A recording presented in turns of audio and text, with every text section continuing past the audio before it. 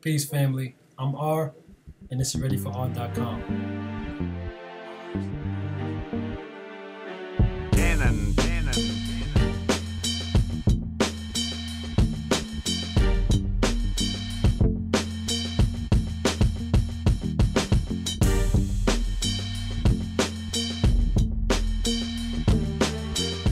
Before we get into the video, I have to ask you, please check out urbanhealthscience.com. A really good friend of mine by the name of Dr. Scott has debuted the Urban Health Science Initiative. The purpose for this not-for-profit organization is to have a research lab focused on the African American health disparities we see today.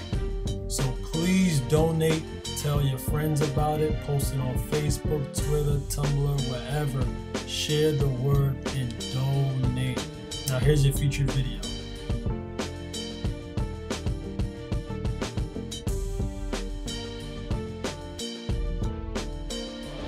So the next brother I'm going to bring out is an answer. I'm recruiting him right now for the Aboriginal Medical Association. Because the level of knowledge that we have walking around us in the streets will blow our mind. So Brother George Bess, who is a health researcher and has developed something, which I'm not going to say what it is, I'm going to let him say what it is, because it's never been developed in the way that he's developed. A few years ago, when we developed the phototropic heterotrophic paradigm, what we were trying to do is show people of said African descent that their biologies are completely different than other people's. And in doing so, we were addressing the factor that that biology is under attack more than any other biology on the planet, which we'll prove tonight. And therefore, when you start trying to figure out whether you're going to be a vegetarian, a vegan, or all these other things, what is not being addressed there is your particular biological makeup and what will unlock the power and keep the health in that makeup. The books that you want to purchase to discuss that cost $500, $600, $700. And they're being written by people who don't have the melanin. So what is their interest? So we can't make some fly-by-night health paradigm that is untested and say, good, just fast and eat greens. Because if the person has a thyroid problem, what do you look like giving them kale and broccoli that's going to give them further problems? Because you have to study in order to know that those particular things are going to cause a problem. And if you don't know, then you have to defer to someone like the brother who's going to come up. All right? So give it up for my young brother, who is probably the most brilliant researcher that I know amongst the young brothers, Brother George Bess. You got him on the right side. Peace. This is your boy George Leonard Bess. And I'm R of ReadyForR.com. You can call me just George, you can call me Bess, you can call me anything that you want to call me, so long as it's indicative of what it is that I do. You know what I'm saying? And it's backed with respect. Because Should I start off already? Alright, this is the dude that pretty much gave or laid out my dietary regimen. So he's an official Ready for R. It's 10 o'clock. I'll show me the video. It's 10 o'clock. It's definitely gonna show. Alright, but he's an official Ready for R representative personality. He's the head of our health approach to this whole thing, and he's debuted the nutrient retention rate officially to the conscious community with Dr. Ali Muhammad, Abundance Child, and Minister Enki last week, and we're gonna do not a recap, but we're gonna pretty much show the slides that we didn't get to touch because of the time restraints, and we're going to elaborate on his nutrient retention rate. All right, that sounds good. So as far as the nutrient retention rate, I would recommend this to people who are serious about health. And I mean, what I mean by serious about health is we over here at Ready for R, within the nutrient retention rate paradigm for health, are raw vegetarians. Now, if you're just a vegan, if you're just somebody who's considering being a vegan so you can lose some weight, this is the most advanced that it gets right now in the world as far as people who still claim to consume food. There are people out there who claim to be breatharians. We're not touching that territory at this moment.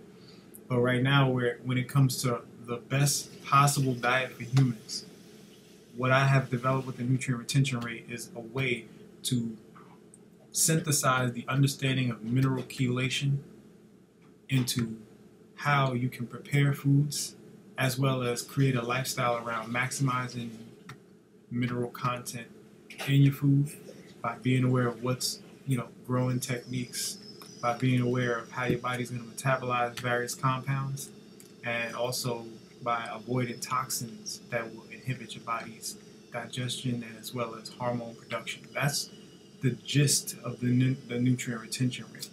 So when you talk about mineral chelation, there's mineral chelation that can result in positive exchanges or positive ionic exchanges and outcomes, and or negative ionic exchanges and outcomes.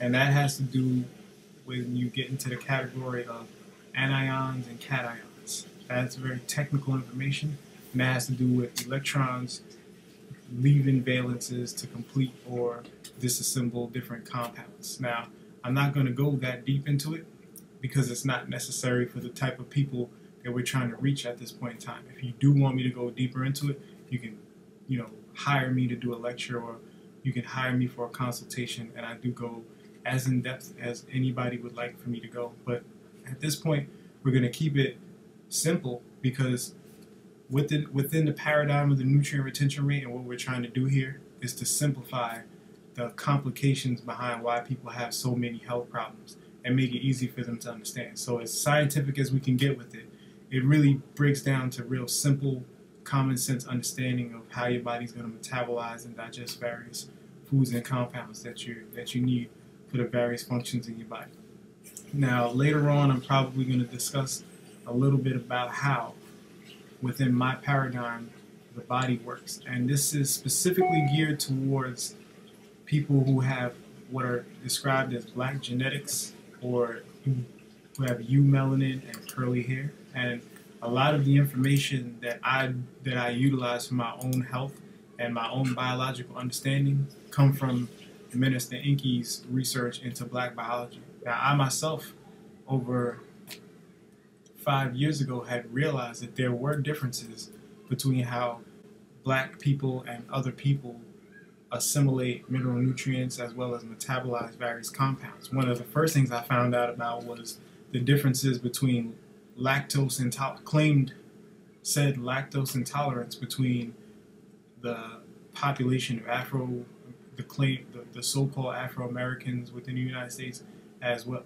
versus the so-called whites in the United States, and just the staggering difference between the numbers and how 75 to 95% of so-called blacks were lactose intolerant, whereas less than 10% of whites were claimed to be lactose intolerant.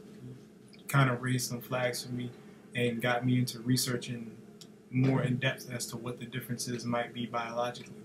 And I'll come across a lot of information, and some of that can go all the way to the genetic aspect of where they say all non-Africans have Neanderthal DNA, and I would pretty much like to add an addendum to that, because of what we call a non-African may actually represent some sort of mixture that we may refer to as mulatto and or some form of Asian. But the reality is that there were black people all around the planet, and that there are things that have caused those original genetics to change. And I believe that there was a combination of events that took place that created the changes that we now see. And so there's a great deal of evidence worldwide that supports these types of what events took place to cause these changes. And I'm not going to go too deep into that. Yeah, we'll do that for another video. Because that can take hours and it's going to require a great deal of footnotes. So I'm basically just giving a little bit of a background as to what basically got me to this point. And I would have to say that salute to Minister Inky, because after I had began to realize that there were some differences, I realized I had a long road ahead of me trying to find out what was what and who was who. And with Minister Inky's Black Biology, Black Gene Ethics, Money Mind State, Cellular Water, books that I had read, and many of the lectures of Inky's that I had basically got my hands on, helped fill in a lot of the blanks that I knew were there. And it goes very deep. It goes all the way back to the ancient mystery systems and the different techniques that are utilized for alchemy. But knowing the differences between the alchemy systems is very important. So there's solar-based alchemy, and this is why we use a technique called sun gazing over here at Ready for R and with the nutrient retention rate. But there's also a fermentation-based alchemy.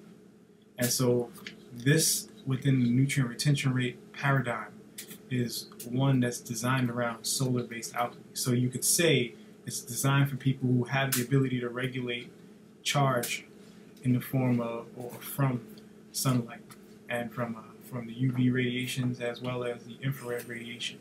So those are techniques that we utilize, and I guess we should just get into some of the slides. I did want to thank the people who came before me in the science and the metaphysics, because this all ties in now. And so we're going to learn how things influence people who are designed with eumelanin and curly hair, and what may be some of the differences as to how we metabolize our emotional environment, how that correlates into our mental health, and also the things that are influencing us outside of just what we consume. Because the body basically metabolizes everything in your environment, not just your food. So the air you're breathing factors in. They say the thoughts you think factor in, but the way that the thoughts you think factor in is that your thoughts stimulate your neurotransmitter and hormonal activity. So it's the difference between you being afraid and having to cope with fear by secreting serotonin, or you feeling excited and amped and you having to metabolize dopamine, and adrenaline. So how you metabolize various neurotransmitters and hormones factors into your overall diet. And that's some of the things that I'm going to touch on today as well. As you can see, this brother's a heavy brother, real smart, intellectual, knows how the body works more than anyone I've ever met or saw on YouTube or read about. And that's why we have him here. He represents exactly what Ready for All is looking for. Actually doing work, not just sitting back talking about it, but actually doing work. Like I said, I follow him in regards to how I approach health. And well, let me just say one thing. As far as a validation, now I've been on a raw fruits diet, just raw fruits diet for 2 years. So right now I'm 150 pounds, between 145 and 150. I used to be a lot more. You may see that in the slides, and I'll talk about my weight and the issues that people have within the weight paradigm. But how many can I curse on here? You can say curses. You can curse, man. This is revolutionary. How many TV. motherfuckers you know eat a raw fruit diet? God damn it. Got motherfucking biceps like this. There you go. Pause. You know what I'm saying? Nah, don't do it. No, I gotta do it for us. Lenise, we just want to hear a female voice in here. You know what I'm saying? Let them know what time it is. Niece. Natural niece, baby. We heard it. So there's a young lady in the house. There's no hole at all. There's 2 dudes in the video, but the point is that my look is my proof. So the point is, how many motherfuckers you know on a raw fruit diet? Now, I ain't say a raw eating beans and nitrogen-filled broccoli motherfucker. I said a raw fruit diet, goddammit. A raw fruitarian. Who got the motherfucking body.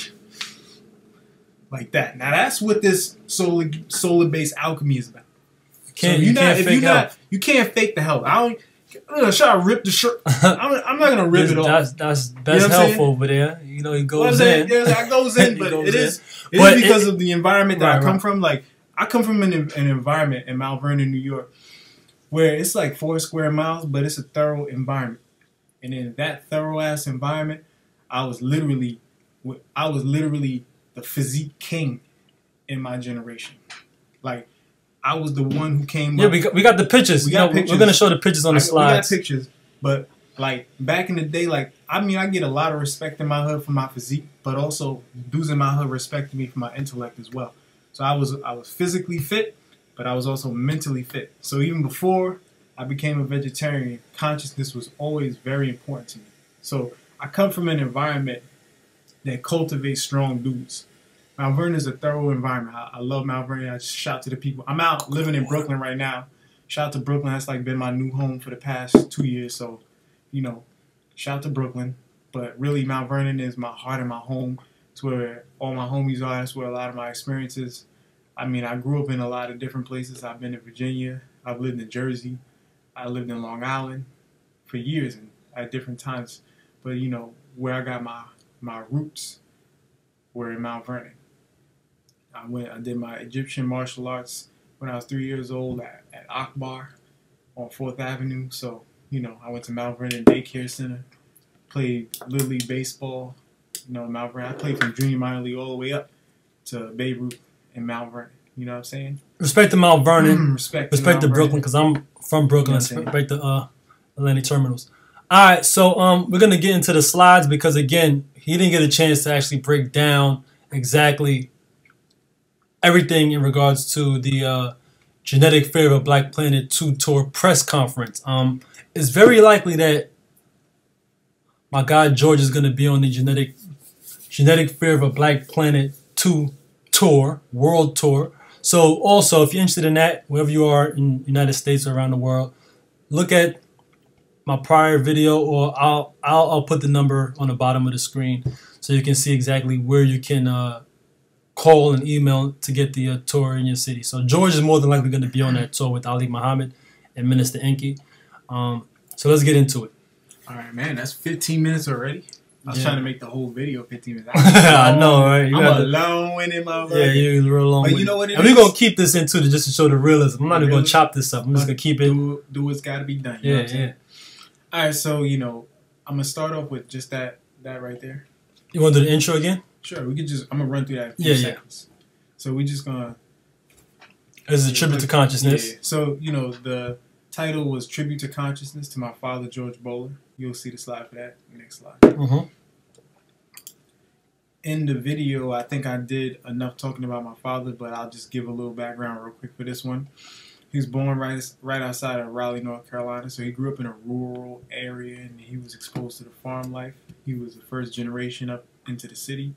He lived here in Harlem when he did move to New York. So that's where the National Black Theater is, and that's where we were basically filming the original press conference for the Genetic Fear of a Black Planet tour. So my father was a herbalist and a naturopathic healer. He now I'll save the story of his death for another video because it's a touchy subject. It's a deeply emotional subject, and it has to do with something that's actively going on in my family now. Well, my father died when I was 13, but it is what it is. I'll cover that on some other time. He taught me about my indigenous history, which I actually didn't believe until I was in college doing some research, and I had first saw what they call the Tolek, Olmec, or the she heads, those large skulls that were found down in the Yucatan and or Mexico area, in the Central American area, and they highly resembled my father. And I studied phrenology, and I studied the sciences around phrenology, and I don't think phrenology is quite the pseudoscience that it's been made out to be, but I do feel that an explanation of the environment in which a person develops in is needed in order to truly understand phrenology. So as a counselor, I've been able to study the effects of various neurotransmitters and neural pathways that have been opened on people's faces, so I can sense quite a bit more than the average person. That's the basis for me claiming my psychic abilities. It's more so that I'm sensitive to the neurotransmitter activity that people basically diffuse into the atmosphere when they breathe around me and when I'm in close contact with them, as well as I can look at signatures on a person's face that are from the concoction and the combination of neurotransmitters that are stimulated by their thoughts. So that's where my basis for what is described as the psychic phenomena comes from, and that is also a part of the nutrient retention rate. And this is why I wanted to touch on development of the development of the mind as a part of the environment for how your body is going to metabolize various compounds, because your neurotransmitters and hormones regulate how your body metabolizes compounds, and that has to do with cation and anion exchanges. So there's positive charge, which takes away life, and negative charge, which gives life. So those are very key and important. So a lot of people may not be on that yet, but that is something to research. That's why I'm bringing that up as a topic within the conscious community, so it can start to create a little bit of buzz. And I know it's a little deep in there, but ultimately, when we get into the full paradigm of Black biology, everything becomes much more simplified, and we just look at things on an ionic exchange level. So we're looking at biology from a plasma interaction that could be described as plasma dynamics. So we can look at the body as a plasma machine and or a plasma reaction. So that's ultimately where you'd get to at the end of the yellow brick road on this course, on this path. So let me get a little bit more into the rest of the things about my father.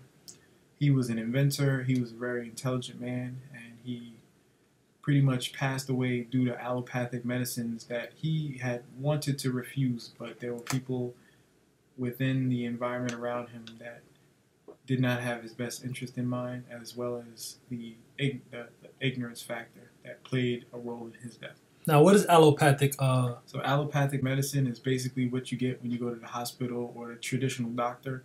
Allopathic as opposed to naturopathic.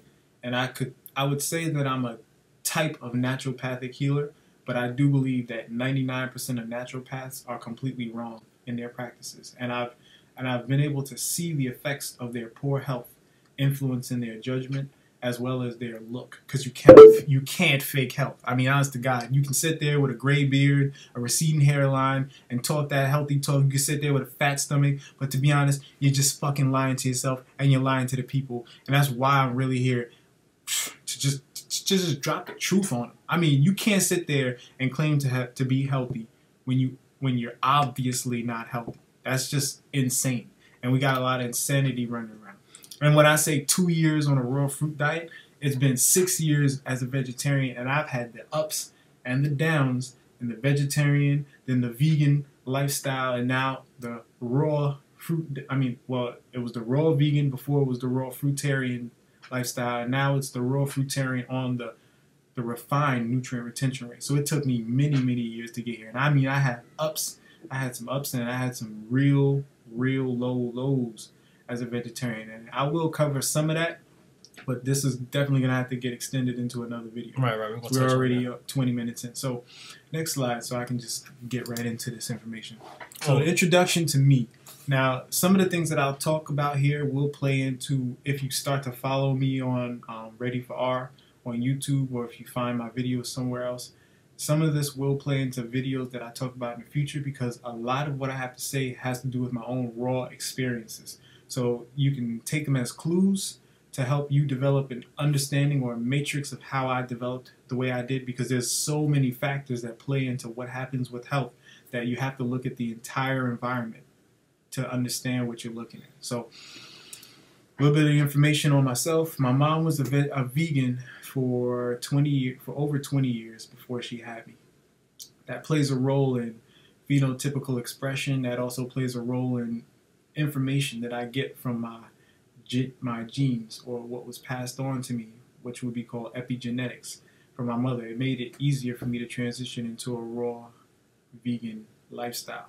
So I've had it probably significantly easier than most people who have come from generations of people who eat meat and have not been exposed to a healthier chromosomal environment, I'd say, because chromosomes basically affect the chromosomal environment affects the way your genes will be expressed. And if your chromosomes are under attack from a poor diet and metabolizing toxic compounds, then it's going to show in the form of mutations and or dysfunctional physical ailments.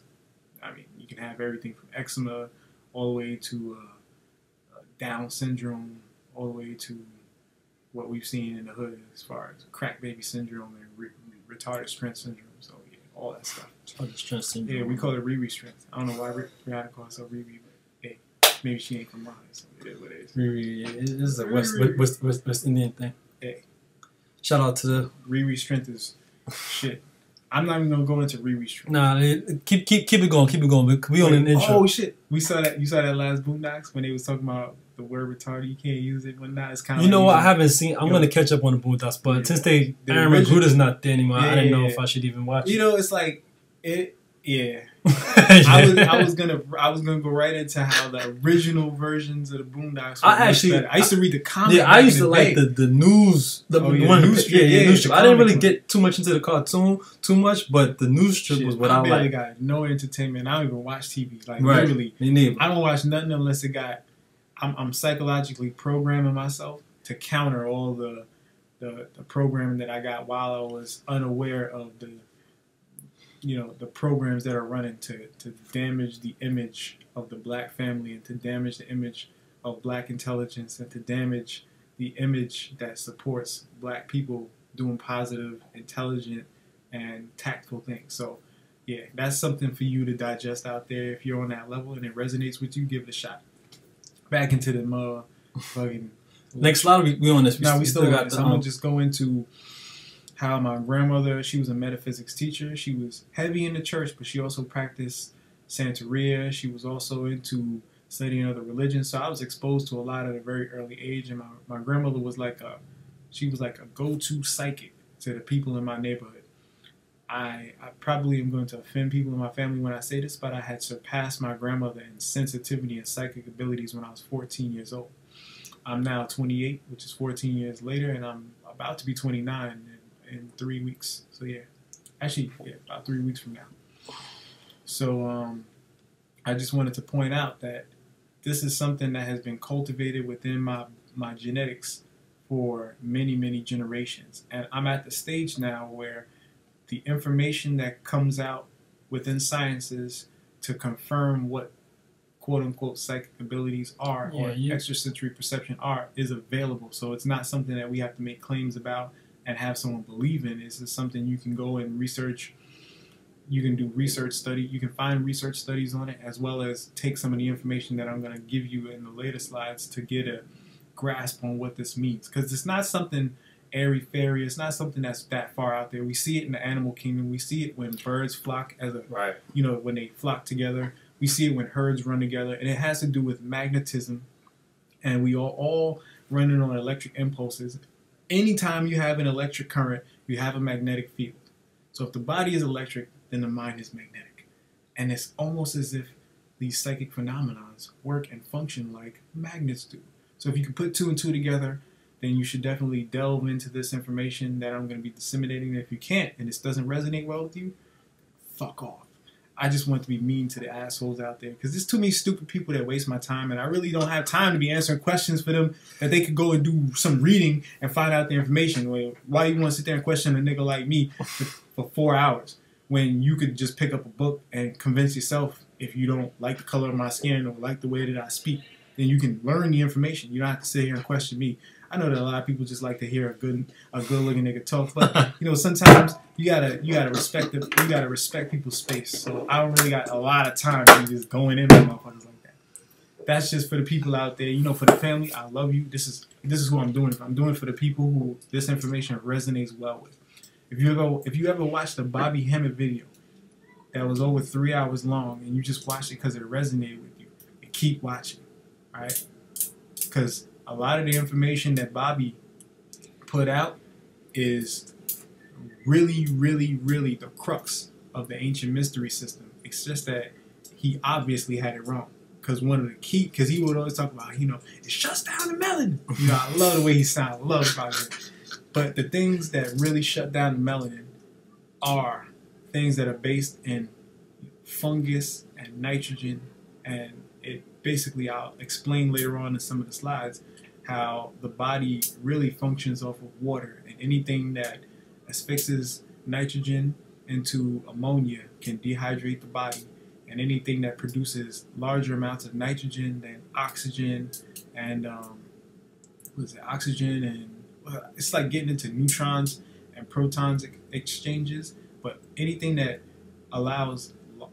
doesn't cancel nitrogens out within a reaction in your body. It's going to produce something that yeast and or parasites can turn into ammonia and dehydrate your body. So serotonin is a no-go.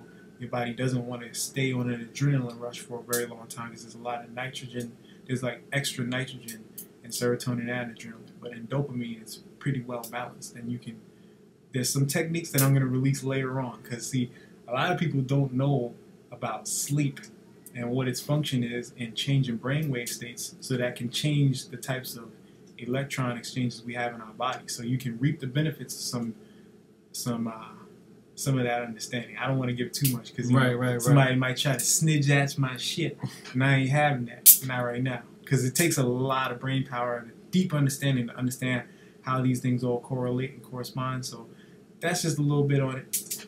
So I talked a little bit about my own injuries. I had a lot of injuries. From my earlier ages, I had broken bones. So I broke my finger really bad when I was 10 years old, and I had to get a plastic implant that put my knuckle plate and ligaments back together. That's here. You can kind of see that. It's actually fading because it was way worse looking in the past. Oh yeah, I got really strong nails. I left my nails out because you always be telling people to feel my fingernails as a sign of health. Right. And when I met him, my fingernails is really strong. That's a sign that, you know, you're getting a good amount of mineral nutrients. I mean, they're strong as shit. Like, we got something here I could rip apart. Some saber-tooth shit. Not really, but basically they're strong as shit. They're flexible. They're not in any way limp. They're not in any way warped or have any patterns in them. And I've been through years of watching my fingernails. So right now, these are the strongest, healthiest, and best my fingernails have been. And I'm on our only raw fruits diet. You can see that. You know what I'm saying? I'm finally going to cut these bad boys. It's on both hands. And I'll give you a hint. Let's see. What is that? God damn, bitch. Yeah, these you know what I'm saying? You hear that shit?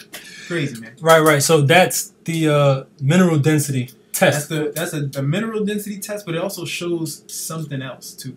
You're going to go into that in another video? Go into it. I'll go into it in another Let's not video. go, because right now... I'll just give you a hint word. Well, I'll give you a hint. All right. Fingernails are made out of what? The tips of your chromosome is made out of chromatin. What is the correlation between being able to tell how healthy a person is based on their fingernails and chromatin? That's something deep for you out there. If you're a researcher, that's a jewel I just dropped. There's going to be a lot of jewels coming, so get your bag ready, and you're going to run out of here with more than you probably even imagine possible. All right. So let's see. I had broken bones. I broke my nose multiple times. I fractured this bridge. Broke my jaw. I broke, let's see, my ankle, almost all of my toes. Cracked, fractured, and bruised my ribs plenty of times. I got like a rib protrusion. I don't know if they can see it, but let's see. On this, you can see a protrusion right here, right under my heart. And it put, like, I've been using a technique to mold my rib back around. So what I do is, that's why one of the reasons why I do the fingertip pull-ups. But you reach in past the rib, just like so, and you pull that sucker back out. So I like sometimes this guy's doing some crazy stuff in this particular video just to push that back out. Yeah, because a lot of people lift up a bit. Do that again and kind of stand up a bit, because I don't want to cut off. So pretty much just reaching in. So this is part of my pressure point techniques that I teach, and that's like some of the martial arts. Damn, them abs is... I get excited, you know. I see myself on the camera and shit. I go crazy, you know what I'm saying? I got mirrors in my house because I'm fucking vain. Okay. So you just pull that out a little, and so that's a technique I learned, you know. So you've been actually pulling your ribcage out to mold it. Yeah, so I can mold it because it like puts a pressure on it. It kind of like collapses the amount of oxygen I can take in because it puts a pressure on my rib. You can feel it. It's a complex protrusion I got in there, and that's, you know, a calcium deposit from a fracture, and that's the way it heals when your body's not properly getting the mineral nutrients it needs, and it has to kind of form something, you know, like a keloid or something like that. You know, when you might have to do a video on why keloids form. But, you know, let's go into this. So I got tendon and ligament tears, and then as far as terminal illnesses, I've had a bone marrow infection, which had to get 5 surgeries to remove dead tissue. This was pretty much where it happened. I could say this. See, I like to explain the stories because like I don't want to seem like some dude who just goes out there and fights and stuff. But long story short, there was a dude who was jealous of me in college, and it was due to me. When I was in college, I was a model. I was attractive. I'm still pretty attractive. I'm 29 years old, still, and guys go, what high school, what college you plan on going to? Like, nigga, I've been out of college. I look this young simply because I'm intelligent enough to eat healthy. You yourself, you're doing whatever you do, and you may feel good about yourself, but honestly, I'm styling on you, especially when I show you my ID and I'm like, no fucking, about to be 29. You got to question whether what you've been doing over the rest of your old ass nigga life is right, because that's really what it is. I mean, niggas really get mad at me. They're like, yo, what is he doing? And I can't show that I'm interested in finding out. Let me ask him. Yeah, we have. You know what? We have to change and shift the conversation. We have to be secure enough and actually dive into this information, because really, we're sort of saving the world. We are saving the world right now, and I'm probably gonna break that down in another video. Right. I keep saying I'm gonna break it down in another video, but that's because these things require me to go really deep.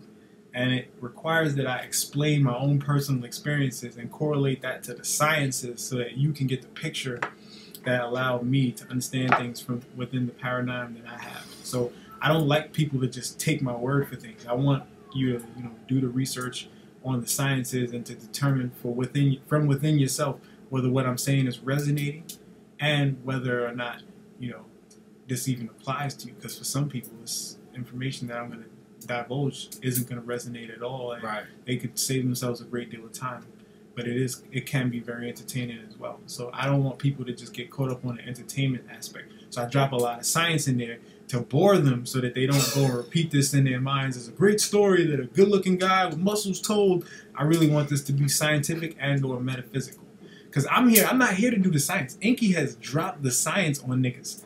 I'm here to drop the science of metaphysics.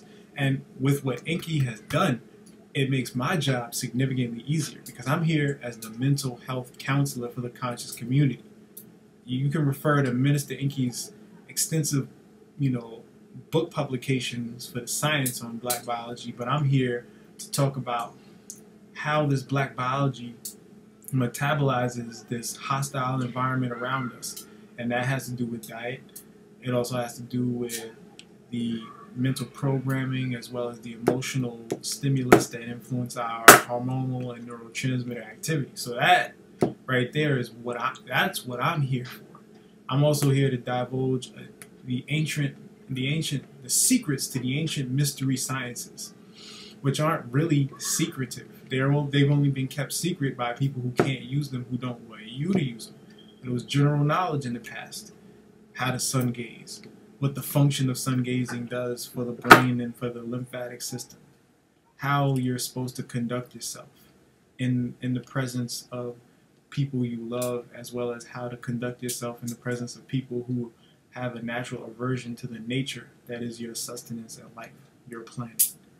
You know what I'm saying? This is what the ancient so-called mystery sciences were about. They were only mysterious to people who didn't have the hardware to facilitate the types of interactions and exchanges that take place when you are in tune with the universe. And that has to do with molecular shape, structure.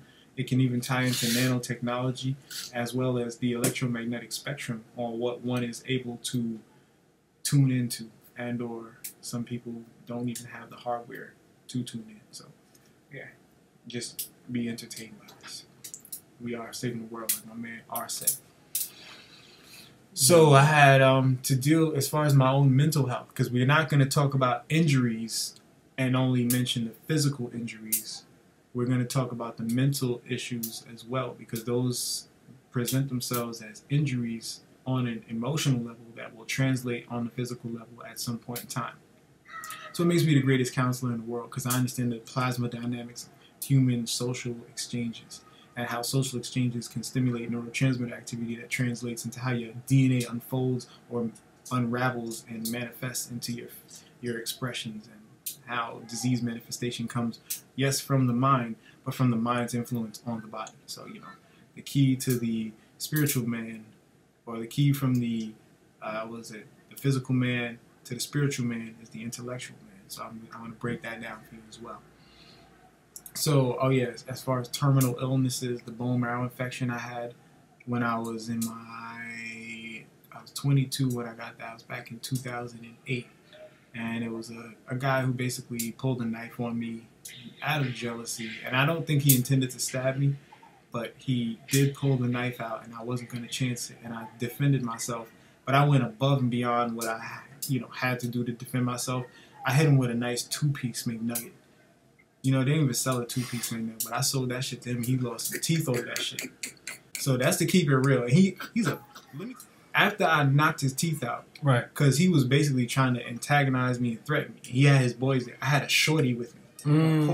Pull some knife shit on me. So you know I had the extra style of his shit. So I gave him 2-piece, and I knocked his teeth out. And this faggot nigga, and I don't mean faggot in any way that is associated with the homosexual community.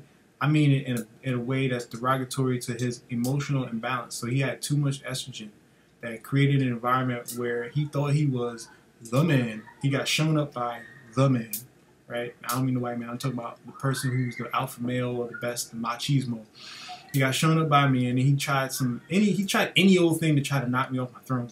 And he ended up getting his teeth knocked out, and he went to go. He tried to press charges.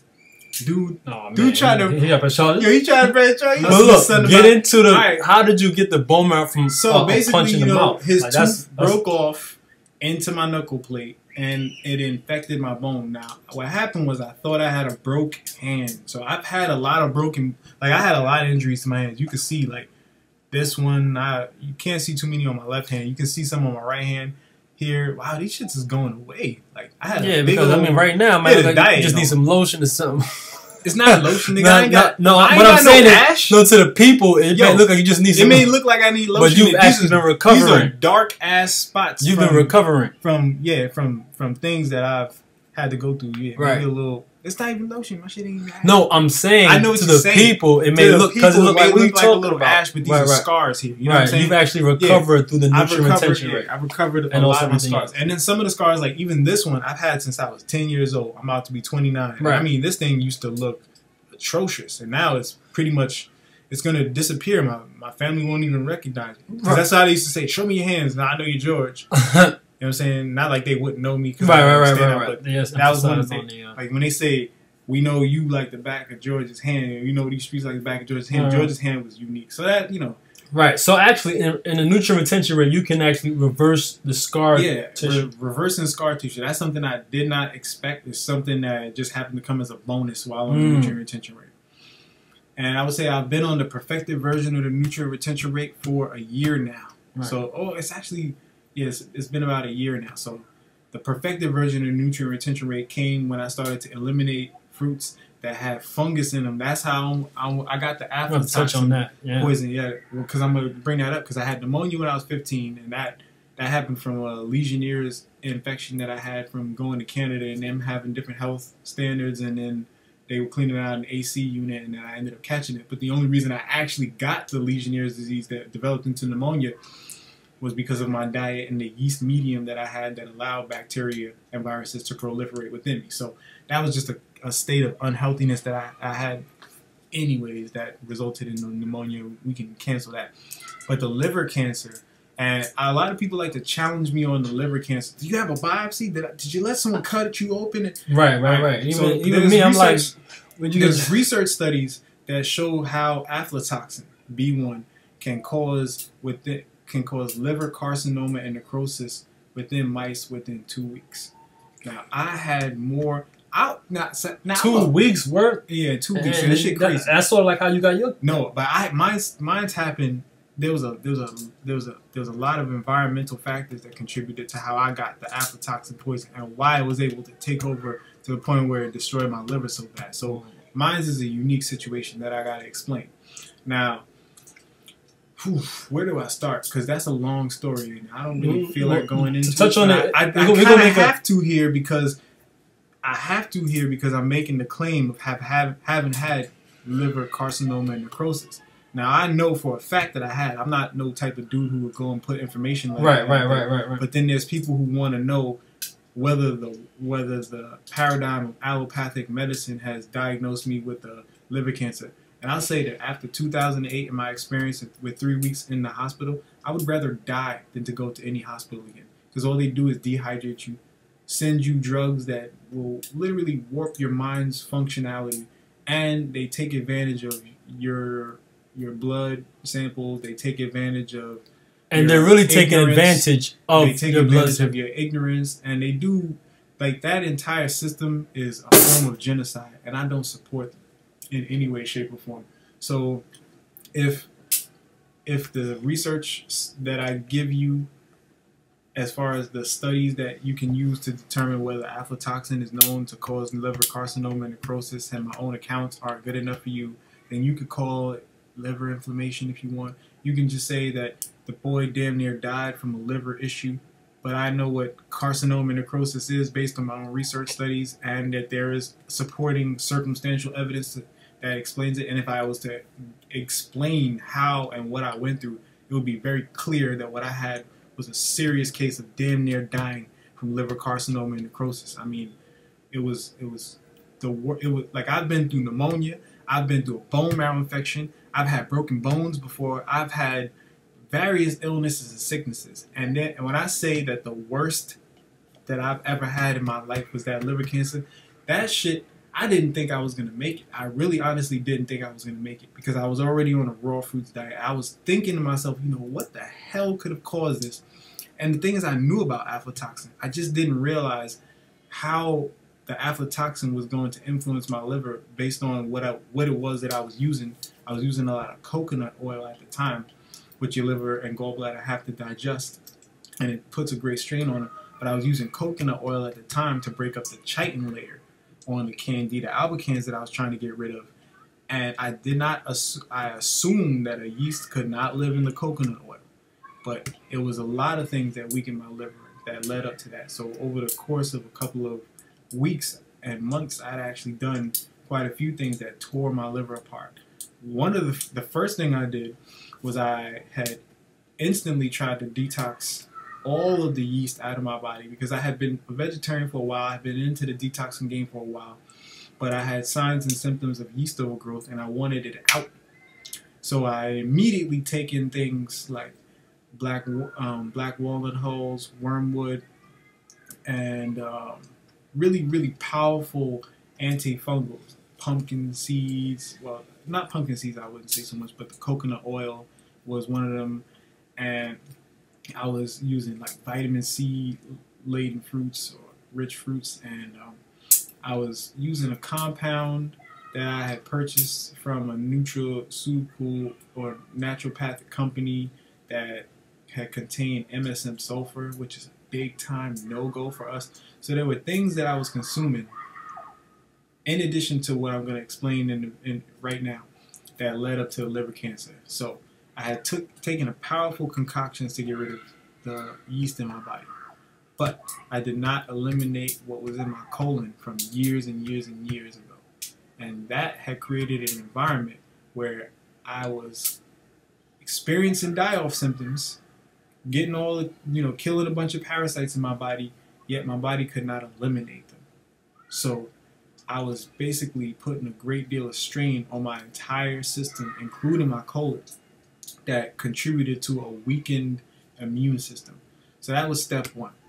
I had taken a bunch of, antifungals and parasite, killers, but I hadn't cleansed my colon. My body could not eliminate well. Factor number one. Factor number two was I was doing what's known as the monoatomic gold technique or ritual.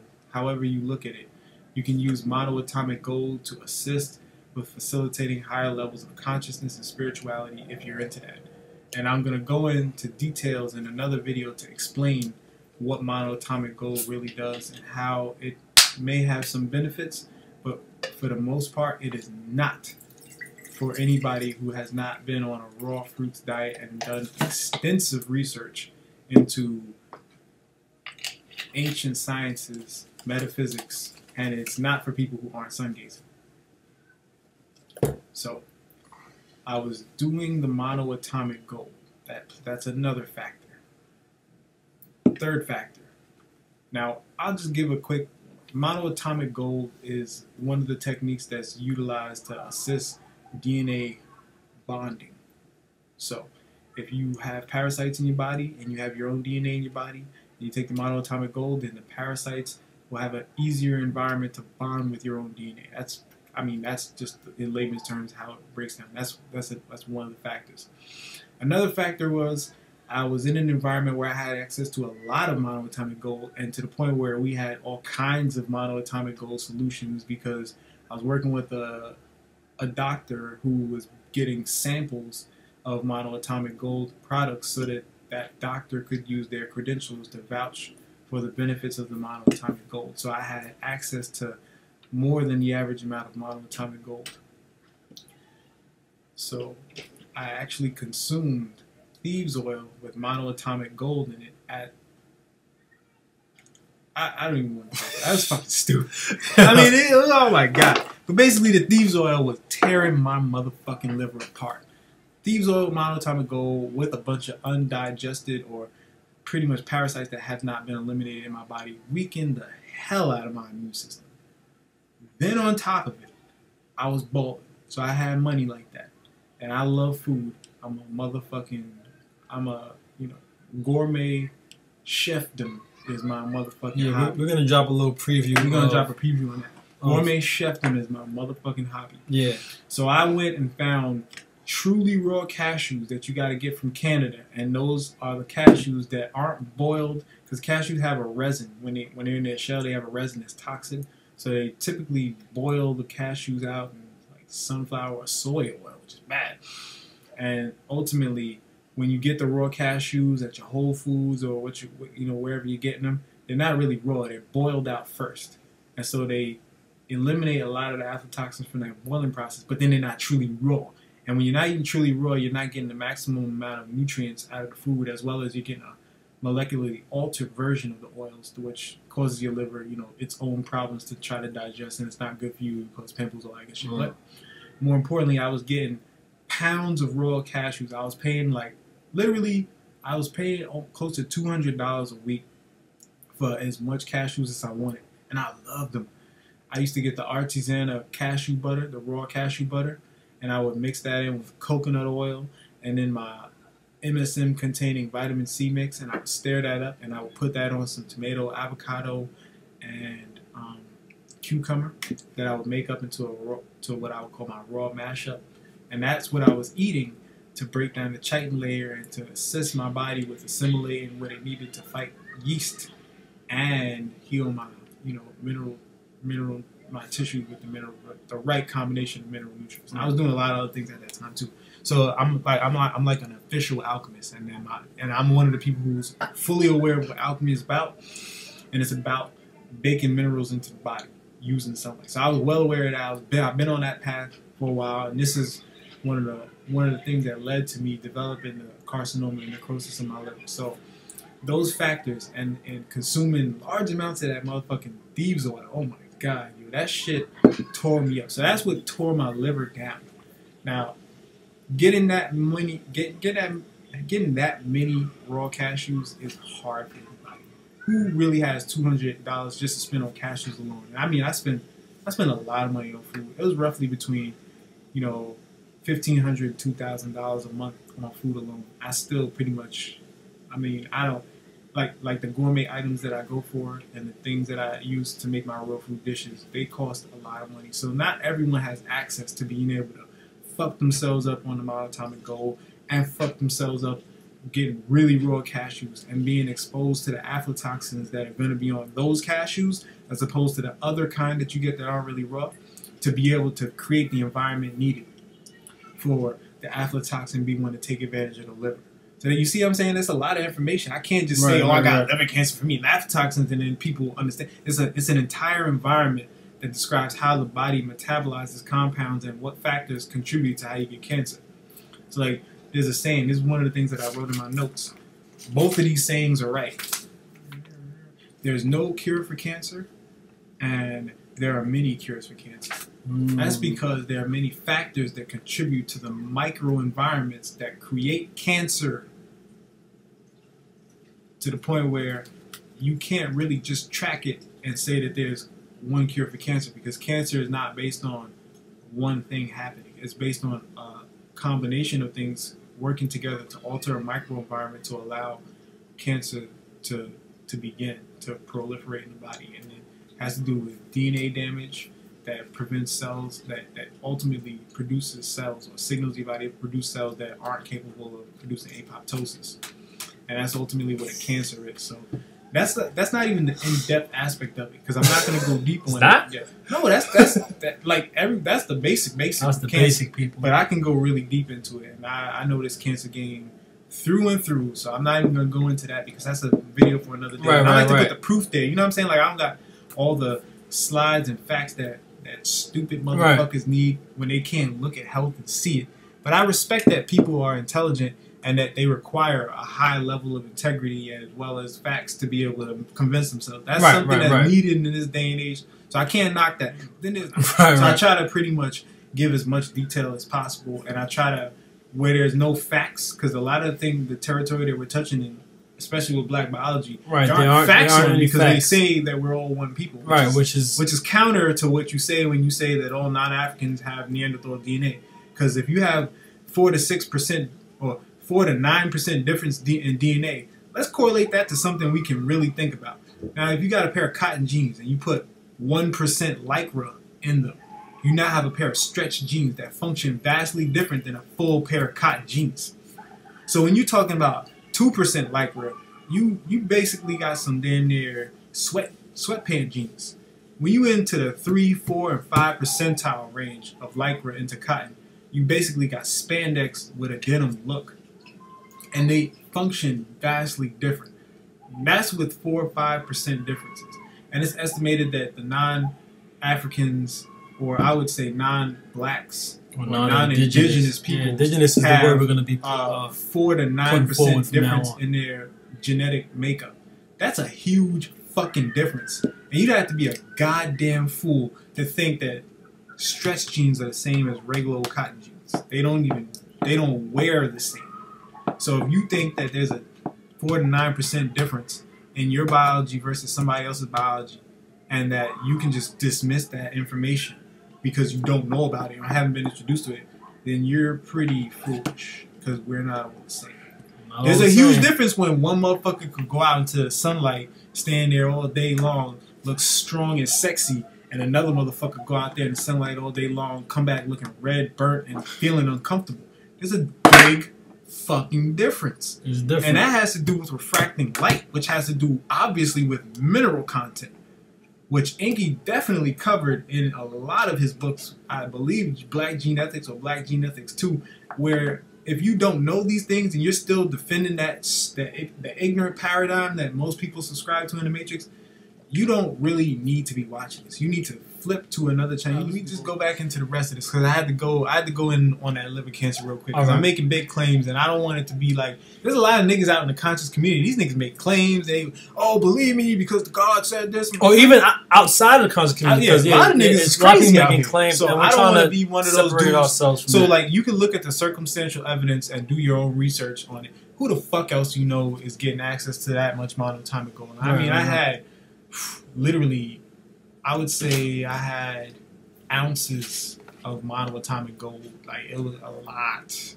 And right now, I would say that I've literally been using, for the past year, I've not even used half a gram of monoatomic gold. And that I've found a way to maximize on what it can do without by using so little of it that you pretty much wouldn't even notice it,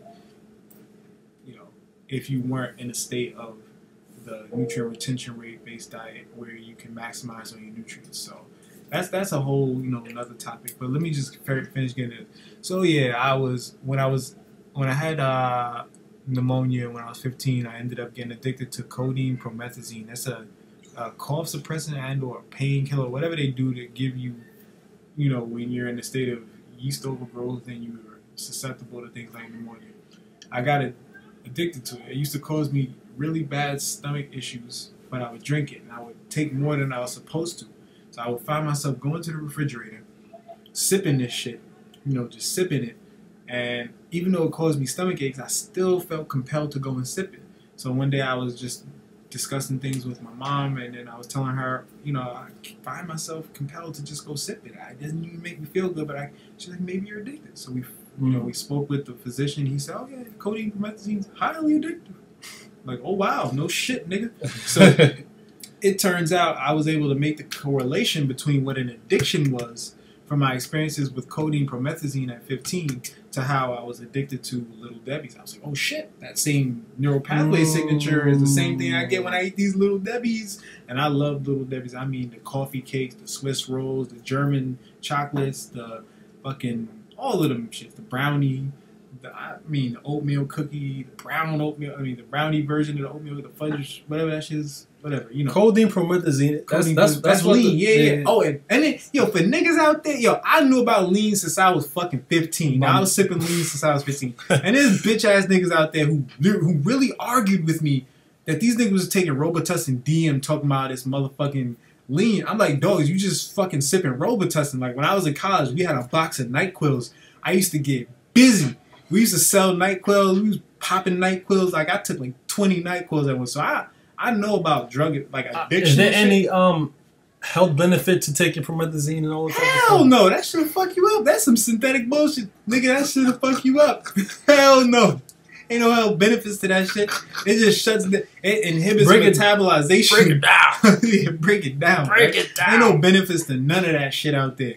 If it ain't in a raw fruit, it's got temporary benefits. If it's in plant or herb form, it's got temporary benefits. Anything that's not a plant-based or mineral extracted mineral from raw earth-based healing technique is fucking bullshit. If they've been extracting compounds from plants that have basically synthesized it into a white powder, you don't want it. You don't want it. You don't want it. So shitting on there's a lot of reasons for that. You have to get a consultation for me to get that deep, but you don't want it. And you know, I don't want people to go and have to get a consultation to get the information on how synthetic fucking medications are bad for you. But it's besides common sense. I mean, there's a lot of niggas out there who's taking pharmaceuticals. Right. I didn't take those opioids. When I had the bone marrow infection, these niggas said, you're going to have arthritis for the rest of your life because they were going to amputate these 2 fingers, and I begged them not to. And I showed them that I had this injury that I was living with since I was 10, and I could deal with the arthritis. That's one of the things that I had, you know, chronic, constant arthritis. And they let me do it. And the next day after my surgery, I was doing push-ups in the motherfucking hospital bed. So it was a mental game that I had going there to convince them to let me keep my fingers. Well, one thing that is key to your presentation is that you've always been a muscular person, even as a young teen. And you've taught us that even because someone is built or they're really muscular doesn't equal good health. That's true. So, and I talked about in the lecture about me being in a state of cellular inflammation. Cellular inflammation, but let's continue. So these are pictures of me of how I looked at various ages. Now I'm about to be 29 on August 7th. Now, these are me under cellular inflammation. This is a genetically modified human being right now. Due to my diet, due to the things that I was consuming, I wasn't even the type of dude who ate whatever. I was still partially. I didn't even drink soda at the age of 15. I stopped drinking soda because I broke my bones too many times. I was trying to figure out why, and then I found out that carbonation causes osteoporosis, which is something I later on found out when I was doing saltwater fish. I was a saltwater fish technician, and I learned about how calcium reactors basically strip out calcium by using carbonation, or basically carbonation, which we get when we drink sodas or even seltzer waters, that basically strip out minerals and break down your bone cells. And we used to use that process to put minerals in the saltwater environment. So I'm under cellular inflammation. The foods that I was consuming were altering my body. So yeah, also, so let's see, dealing with racism. Yeah, racism was one of the factors that had contributed to my psychological, or to my mental health and how I was digesting the environment around me. I'll give one example of a racist environment I encountered. I was 9 years old, walking in Dutchess County on, I forgot which road. with my grandmother. There was another young man, and he was probably a little 2 years younger than me, around 7 years old. He was walking with his grandmother. Both of our grandmothers walked with canes due to their diet, but we had come across some goats, and we were like, wow, there's some goats on the side of the road. And long story short, this old white man came out of his house with the shotgun, cocked the shotgun, and had pointed the shotgun at us, and had claimed that he had accused us of trying to steal his goats. And we were trying to reason with him, but there's no reasoning with people who are in a state of mental degradation that he was. And basically, a state trooper had rolled up on us, luckily, and he had diffused the situation, and he talked the guy down, and the state trooper said, yeah, you're up in Dutchess County. That's New York, by the way. It's not like, New York ain't like it is down there. Around what time of the day was it? The sun was up. It was probably between 4 p.m. and 6 p.m. So it was like 4 p.m. and 6. Yeah, okay. The sun was up. It was summertime. It was on a summer retreat. It was like called Green Acres Resort. I don't know if they're still open or whatever, but it was in that area in Dutchess County, New York, and it was like right after a little waterfall, and went a couple of more yards, and that's where the incident went down. And the state trooper had informed us to not walk around that area without an escort. Yeah, who was from the area, because it's like it's called sundown towns. Yeah, like in Texas, they got them sundown towns. Yeah, they got them. A lot of people aren't aware of sundown towns. Sundown towns are places where black folks shouldn't be around at a certain time of the day. I wouldn't say black folks shouldn't be. I would just say that where the yeast, fungus infected people scientifically have had it their way. That's not even scientific, because this isn't really proven yet, even though it's the reality we're in. It has to be 100% proven. Okay. Now, I know I bank my life on this shit. But we're just going to say that it's within the theory, within the black health paradigm, that what causes recessive genetic traits, this is within my paradigm, what causes recessive genetic traits is yeast infiltration and dehydration on a chromosomal level that affects genetic expression, or the way genes are expressed. You can see that when you see like people who have vitiligo, and then their white blood cells start to attack melanocytes, as Inky put it. And I like the way he put it. And then we all remember Michael Jackson. And actually, if you research the only treatments that there are for vitiligo, it's, I believe, a type of mineral supplementation and using UVB lights, or exposing yourself to sunlight and UV radiation to stimulate the development of melanocytes, which should kill any fungus in the body that would be attacking melanocytes and get your dark back. But that's not the scientific breakdown of it. That's just within our paradigm. Like, for the people who are more than likely going to be watching my video, it's over an hour now. They're going to more than likely subscribe to this information and have possibly read an Inky book, so that the breakdown can be there for those who need it.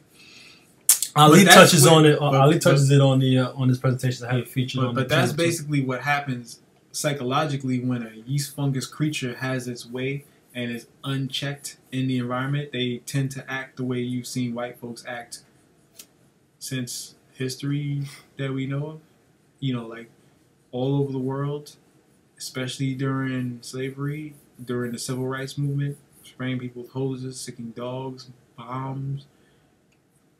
I mean, why does this happen? Nobody really wants to cover and touch that, but I'm here as a counselor to touch that. And I'm not mad at white people. What I'm mad at is the ignorance that has allowed these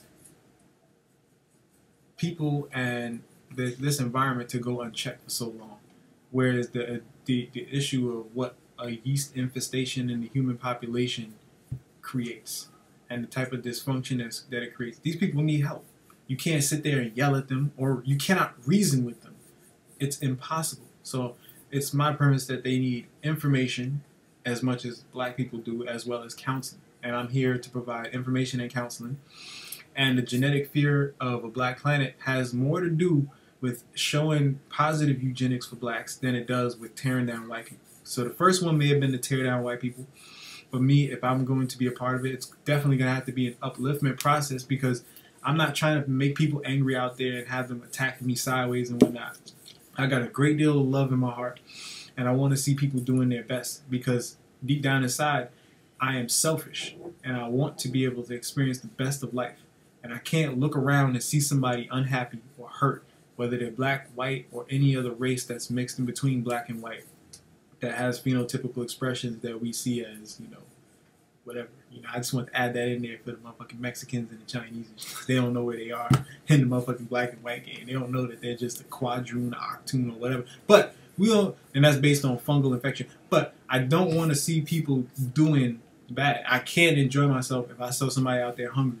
It would send neurotransmitters in my, it would send neurotransmitters from my gut to my head that I would have to cope with in order to be able to overlook somebody doing bad. And just living in an environment like this is just completely detrimental to how you digest your environment. You can't be wealthy and have poverty around you, or else you're fucking mentally sick. So there's no such thing as wealth in America. We're all fucking broke, poor, as the motherfuckers who is producing the disease-festering conditions that come about due to this like sick capitalist paradigm where we can value money over a person's life, and where time becomes such a restraint that people physically suffer issues from the stress produced from trying to meet standards that shouldn't be the standard of living. But I'll cover that in the future. You know, there's a lot of covering. I think you covered it today, bro. No, I mean, it really needs to be covered because people need to know a start to finish understanding. We're going to cover it. I'm just making a joke, you know, and George doesn't. I goes in, man. I know this science so well, and it's not even something I like doing. Right. What I like doing, I like to counsel, and I like to learn new information. So it's like I've hit a plateau, and it's like now it's time for me to disseminate some information. That's what this is about. Right. We're doing it for the people. We're doing it for y'all. Yeah, in order for me to be able to get more out of it, I have to give back, and then that's how the universe works. Cause most definitely, I've hit a, you know, what would that be called? There's the choke, flip, and then the compression, and that's how magnetic fields, you know, begin to diffuse back whatever they've compressed. That's how it works. You gonna know what that means one of these days. Yeah, one of these days. You're gonna understand how magnetic fields disseminate current and disperse mineral nutrients, which is the same as what I'm doing here by dropping this knowledge. Most definitely, man. It's kind of like a black hole or something. You know, those don't exist. It's a magnetic field. It's whatever. Black holes don't exist. No way, we can't say that yet. It ain't been proven. Well, even though there's a lot of circumstantial evidence around it, it's kind of like my nutrient retention rate diet. Right. It only looks good. It only feels good. And other people only join up because they're not lame. But it is what it is. Alright, so are we still in the intro? Yo, this is not the intro. This is the intro to me. Intro to me. George. Alright, so yeah. Yeah, right now I'm you guys are still an intro to George. Yo, listen, man. Oh my gosh!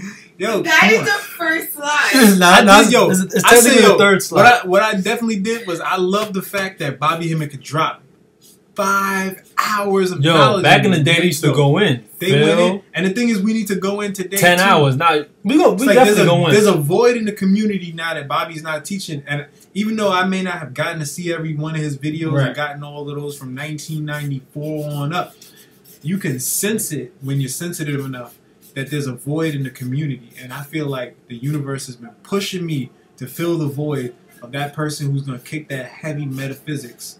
But I have a high level of integrity, which means that you should be listening very close to the things that I'm saying. Okay? That's what this is about.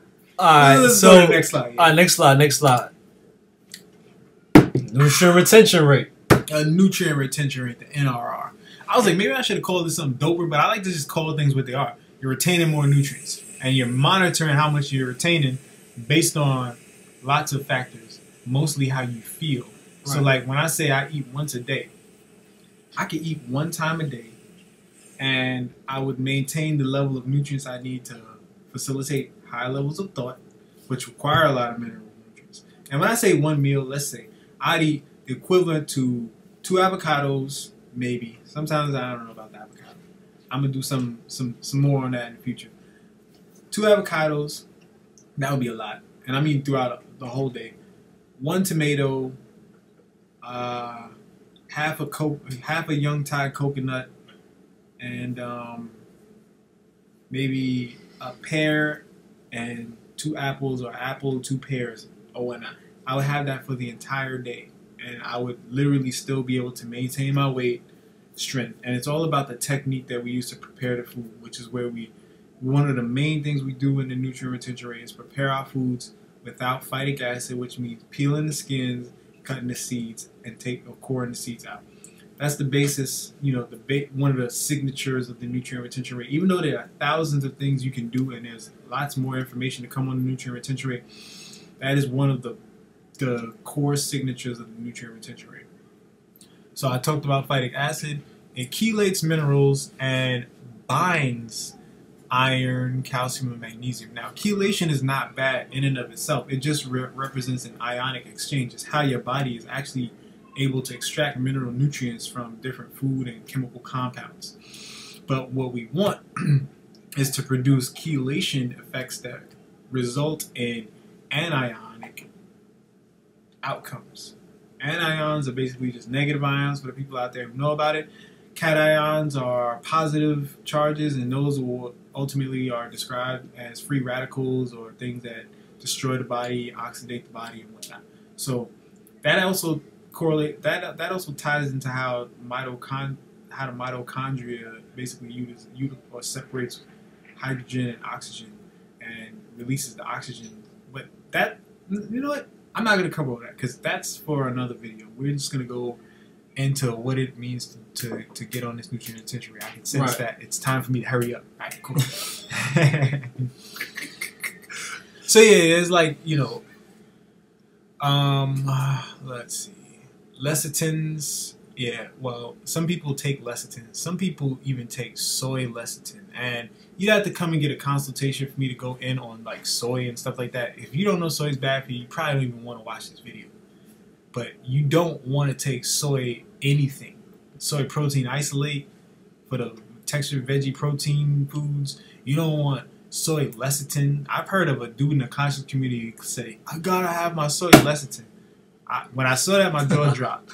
And I thought to myself, this nigga has no idea of the hormonal imbalancing effects of soy based on the phytoestrogens as well as the phytic acid content within it. And also what I'm about to cover on lecithins is that, yeah, they allow food to go from your digestive tract into your bloodstream not fully digested. Now, this can be positive and negative based on how you're utilizing it. But 99% of the time, with what we have out here and what people know, they're not able to utilize this for any benefits other than staying in a state of cellular inflammation so that they can look big, but they're tearing their bodies apart. And you usually don't notice until you're, in your 40s, 50s, and so some people even can go even further with it. But that's a big problem within the community, especially with the aesthetics of muscle building.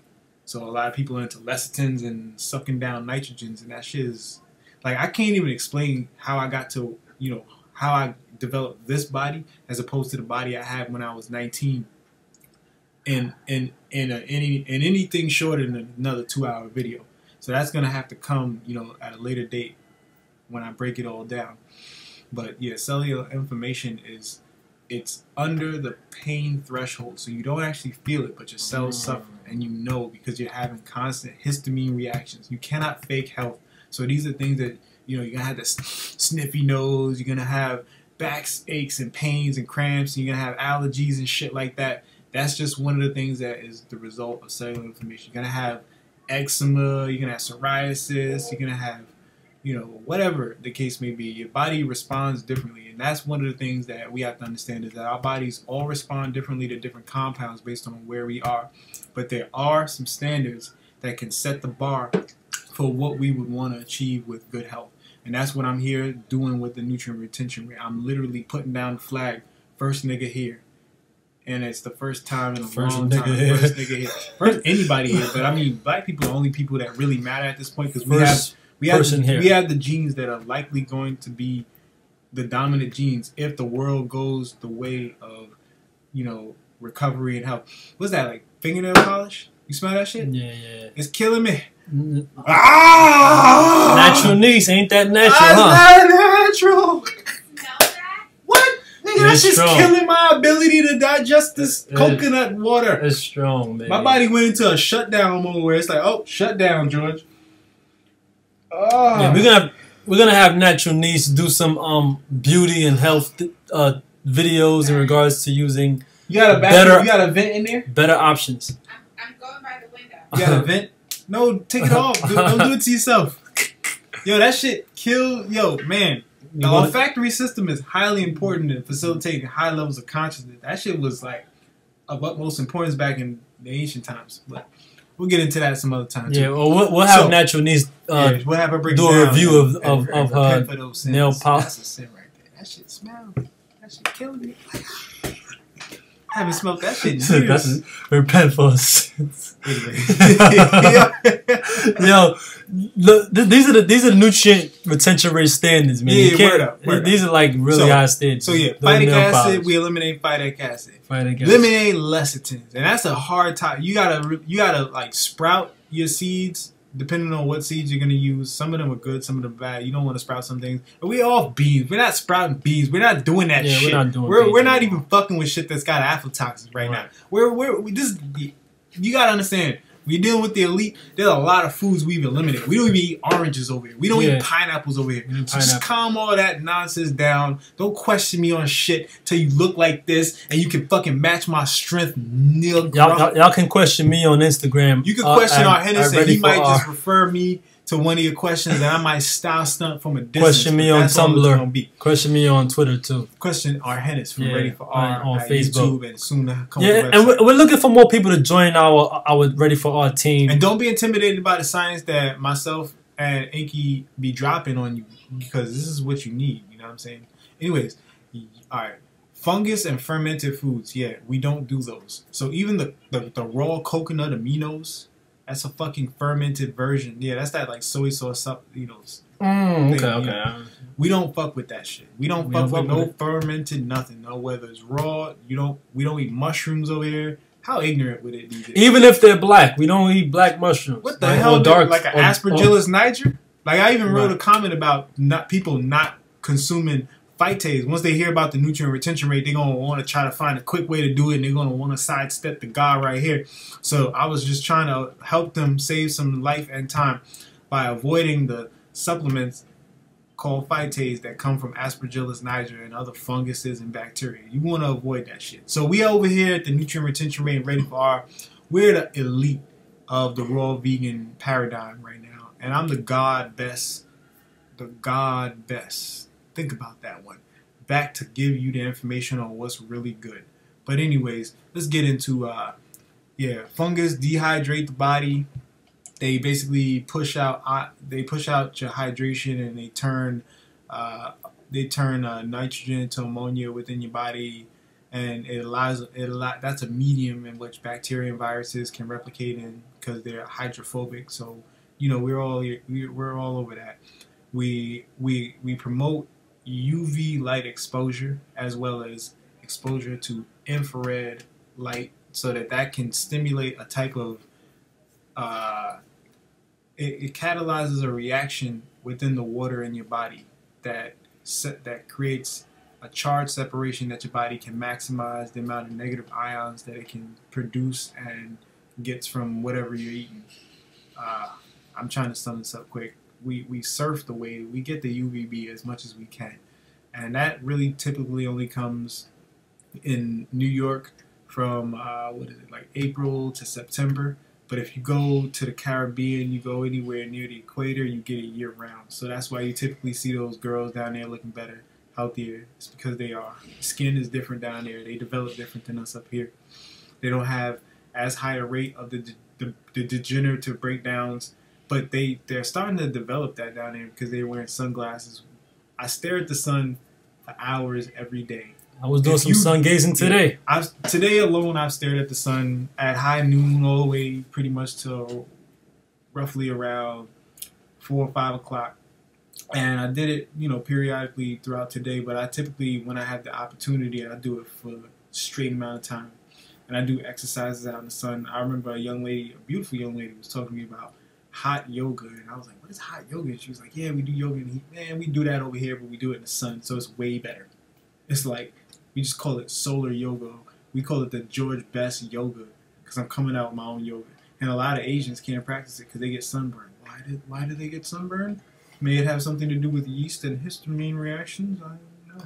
Funny thing is, black folk can get sunburned too. Oh yeah, that's if they got fungus underneath their skin. That used to happen to me. I used to get crazy eczema. I would be out in the sun 15 minutes at 80 degrees, and my fucking arm right here would be toe up. It would be a bunch of little nasty ass bumps.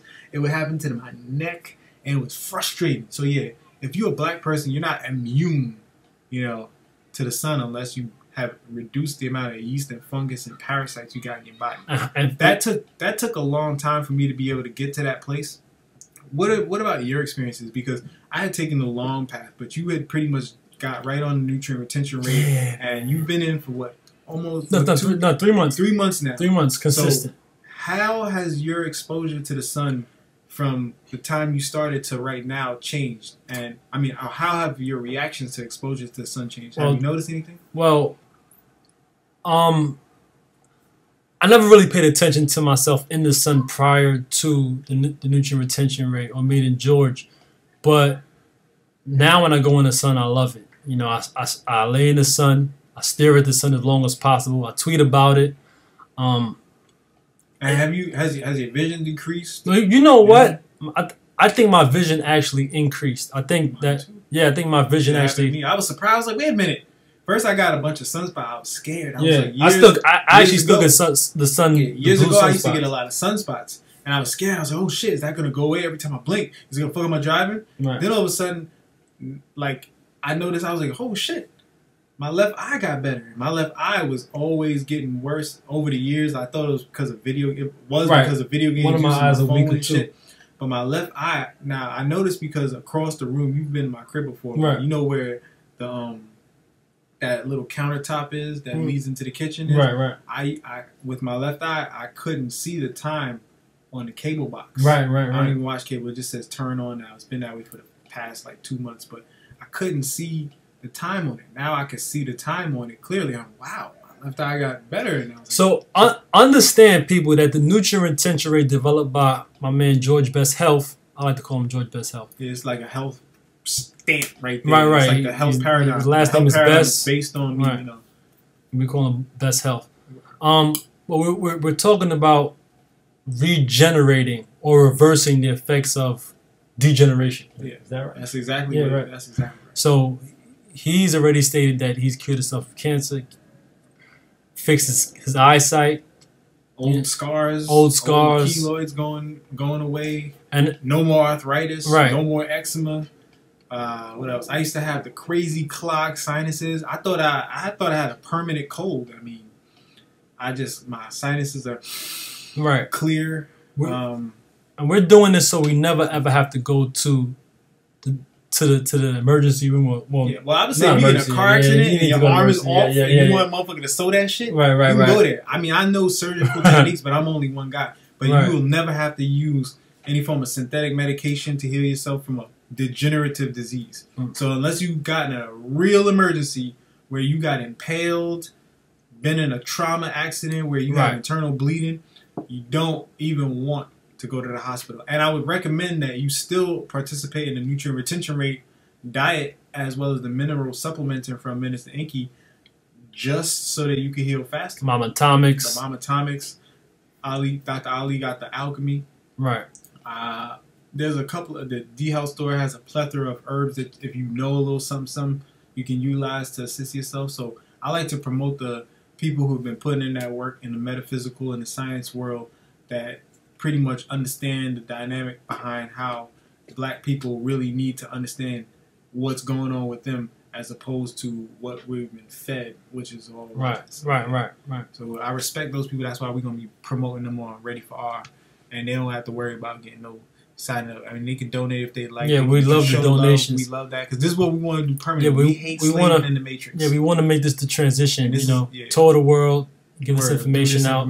Consultations for George. He'll I don't even want to do consultations. I want to do lectures, and I want to let people know the knowledge, and I want to implement a paradigm that we can use as a lifestyle to elevate ourselves. So I don't even want your money. I just want your support in the form in the form of actions that you're willing to take to facilitate what we need to build an environment.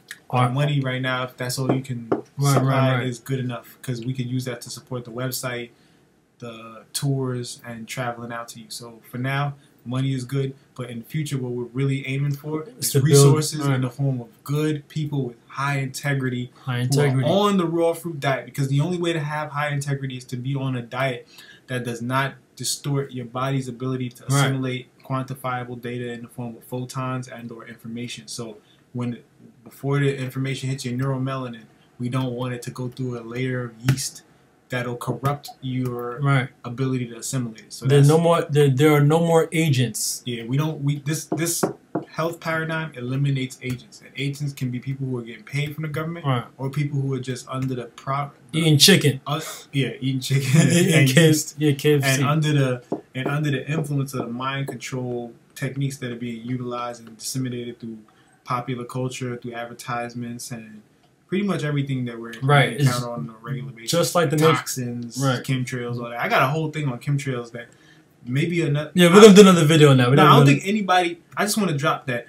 I don't think chemtrails are being used like a raid to spray down on people. I think what they're trying to do is to create a positive charge in the atmosphere that will cancel electricity that may come from space. That would knock out the nitrogen in our environment and make it very difficult for fungus-like creatures to survive. That's why I think they're doing it. I'll go into that on another video, but that's just, real quick for I want you guys to really realize that this is actually love, man, because I'm trying to hold back some information, and he's just letting it all out. It's not even all out. It's like there's so much that people need to know. Right. It's like if I try to charge for this, or if I try to like disseminate it slowly, and these are things that could save lives, then I feel like I'm doing a disservice. Yeah, so this guy's the most spiritual person that I know. I would love to be able to, ball out crazy, but I feel like regardless, I gotta get it out. Gotta get it out. The universe been taking care of me very well, and me too. I gotta show the love and respect that I have for the people who come before me. Tahuti Ma'ara, Bobby Hemmett, Phil Valentine. He's been dropping information for a very long time. There's what's the guy with the slick hair? Kaba, Professor Booker T. Coleman, also known as Kaba Amin. Even Sinetta, Professor James Smalls, Red Pill, Minister Inky, dudes who've been dropping the information for a long time. A.A. Rashid, there's a lot of people. Dr. Ali Muhammad. Yeah, Dr. Ali Muhammad, for real. There's a lot of people. Abundance Child, she's up in there. Representing with the female energy. There's a lot of young. Chef Key, female energy. Yeah, word. Natural Niece is gonna be in there. She's official, ready for all. So there's a lot of people. If I forget, it's pretty much because I came into the conscious game and became aware of the conscious community only a year ago. So I really didn't even know these people out. I didn't know this platform existed out here. Feel so comfortable here. I met my man Arhennis 3 months ago. We've been kicking it ever since. He joined up with the nutrient retention rate. This is something that I've been developing for over 2 years. So this is something that, this is a part of my life that I'm sharing with the community that I care so much about, that I want to be a part of my life. I want to build families with these people. So we build nations. I'm talking about my kids are gonna be having kids with their kids. So these are people who I don't just look at as customers, clients, or people who are just in the community that I'm into. I look at this as a part of my life and a part of my development. So, peace and love to the family out there. I may talk crazy and stuff, but this is really all from the bottom of my heart. And I like to be myself. And this is, I'm not going to fake it for you. Right. So back into the slides. We're at the nutrient retention rate. We just covered UV light exposure, how it's had beneficial effects for us both. And in a short time, I've been sun gazing for a very long time, since I was a kid. And let's see, reducing exposure to toxins. So that's like heavy metal toxins that you'll find in your polyester and nylon clothing. Antimony is one of the chemicals that are used to bond polyester. When you sweat, it'll release antimony into your body. You don't want to get exposed to heavy metal toxins, but you can use cilantro and humic and fulvic acid to, basically break up the heavy metals that are difficult for your body to eliminate while parasites are utilizing them to congregate around your tissues. So that's a whole nother lecture for another day. Right. So but we'll in regards to nutrient retention rate, it's not just the way you eat. It's a lifestyle. Yeah. Where you dress. I'm not on that level yet. You know, I still have my clothes that might be toxic, but or wearing certain fitted caps that has plastic that has xenoestrogen and things like that in there. But definitely gets into your skin. And me right now, I've been on it for quite a while, but there's still things that I'm drawn to that are toxic for me that I weigh I weigh the balance. I got like a lot of winter gear that's like high-tech winter gear. Like I use like Polartec Neo Shell.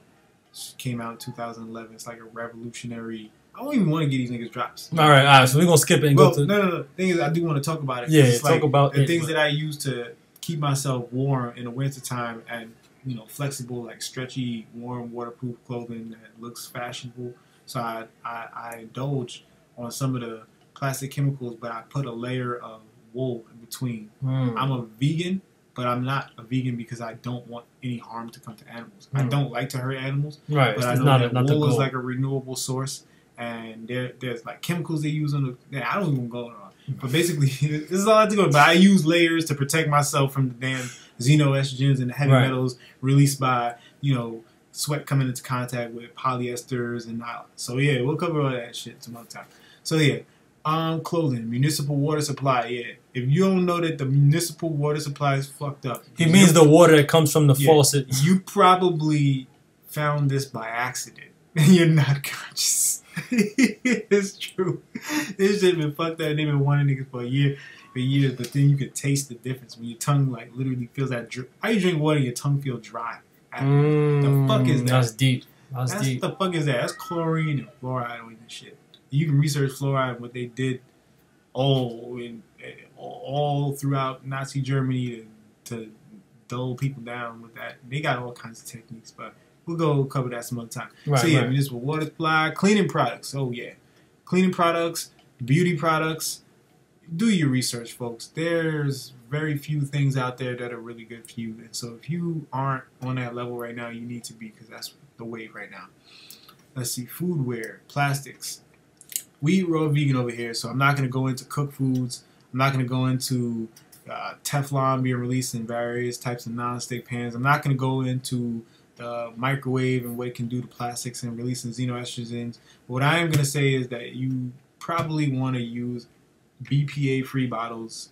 They do not eliminate all the xenoestrogens that are found in plastics. Right. It is a step towards reducing the probability of coming into contact with some of the xenoestrogens. I would recommend drinking from mason jars, you know what I'm saying, for your water in the house. Unless you're out and you don't have a choice, don't let your BPA-free bottles come into contact with sunlight, because they will start to leach minerals from the plastics. What else? Foodware, all right, gadget radiation. Well, we know about the cell phone radiation now. One of the things about radiation is, I'm still doing my research into this, is that I'm not sure how various types of microwave, infrared, and UV radiation influences black bodies in a negative way. But I am aware that if you have parasites within your body, the various forms of radiation will cause the parasites to mutate inside of you, which will cause different toxins that your body's going to have to metabolize once they do mutate and or die off from the radiation. So that's one of the ways that white people end up with sunburn, is when the toxins that are embedded in their DNA start to basically mutate and or they burrow deeper into the parasites, release toxins. You know what I'm saying?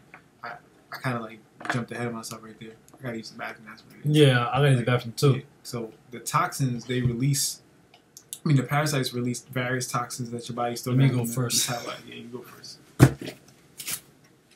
And then you end up having to metabolize. I fucking lost where I was at. Because I was like, yeah, I want to go too. Shit. But yeah, parasites in the presence of UV radiation will mutate to adapt to the environment. Your body should be able to assimilate UV radiation, and you'll notice that with when you have black skin and you go out there and don't get burned. But if you get eczema or you get kind of uncomfortable sensations, that's probably because you have parasites running through your body, and they're gonna feel the burn and they're gonna be very uncomfortable, and they'll let you know by sending neurotransmitters that reduce your probability of wanting to stay out in the sun. Moving on along. Detrimental subconscious programming. Well, that ties into projects. I know you've heard words like MK Ultra, and we all know about the psychosomatic attacks on the black culture and race, and I'll go into that in another video, but all the part of the nutrient retention rate. Stress. Stress causes you to release serotonin, which I mentioned earlier is basically going to release extra nitrogens in your body that can be utilized by parasites to turn into ammonia and then dehydrate you. I'm going to run to the bathroom right now. So, alright, we're back. So that was about another 25 minutes to half an hour without us recording. So we got a good practice run in, and now we're going to have to slide back to pretty much slide number 4 and state everything all over again. Yeah, we're just addressing the benefits of that. I don't know if all that energy can be captured, but we're going to try our best to capture the energy so that you don't lose out on anything. Alright, so I think the last thing I covered was the benefits of nutrient retention. Let's just go over it. Wait, detriments. Oh yeah, detrimental subconscious programming. I think I covered that. Then stress. I don't know if I covered that, but I'll just cover it real quick.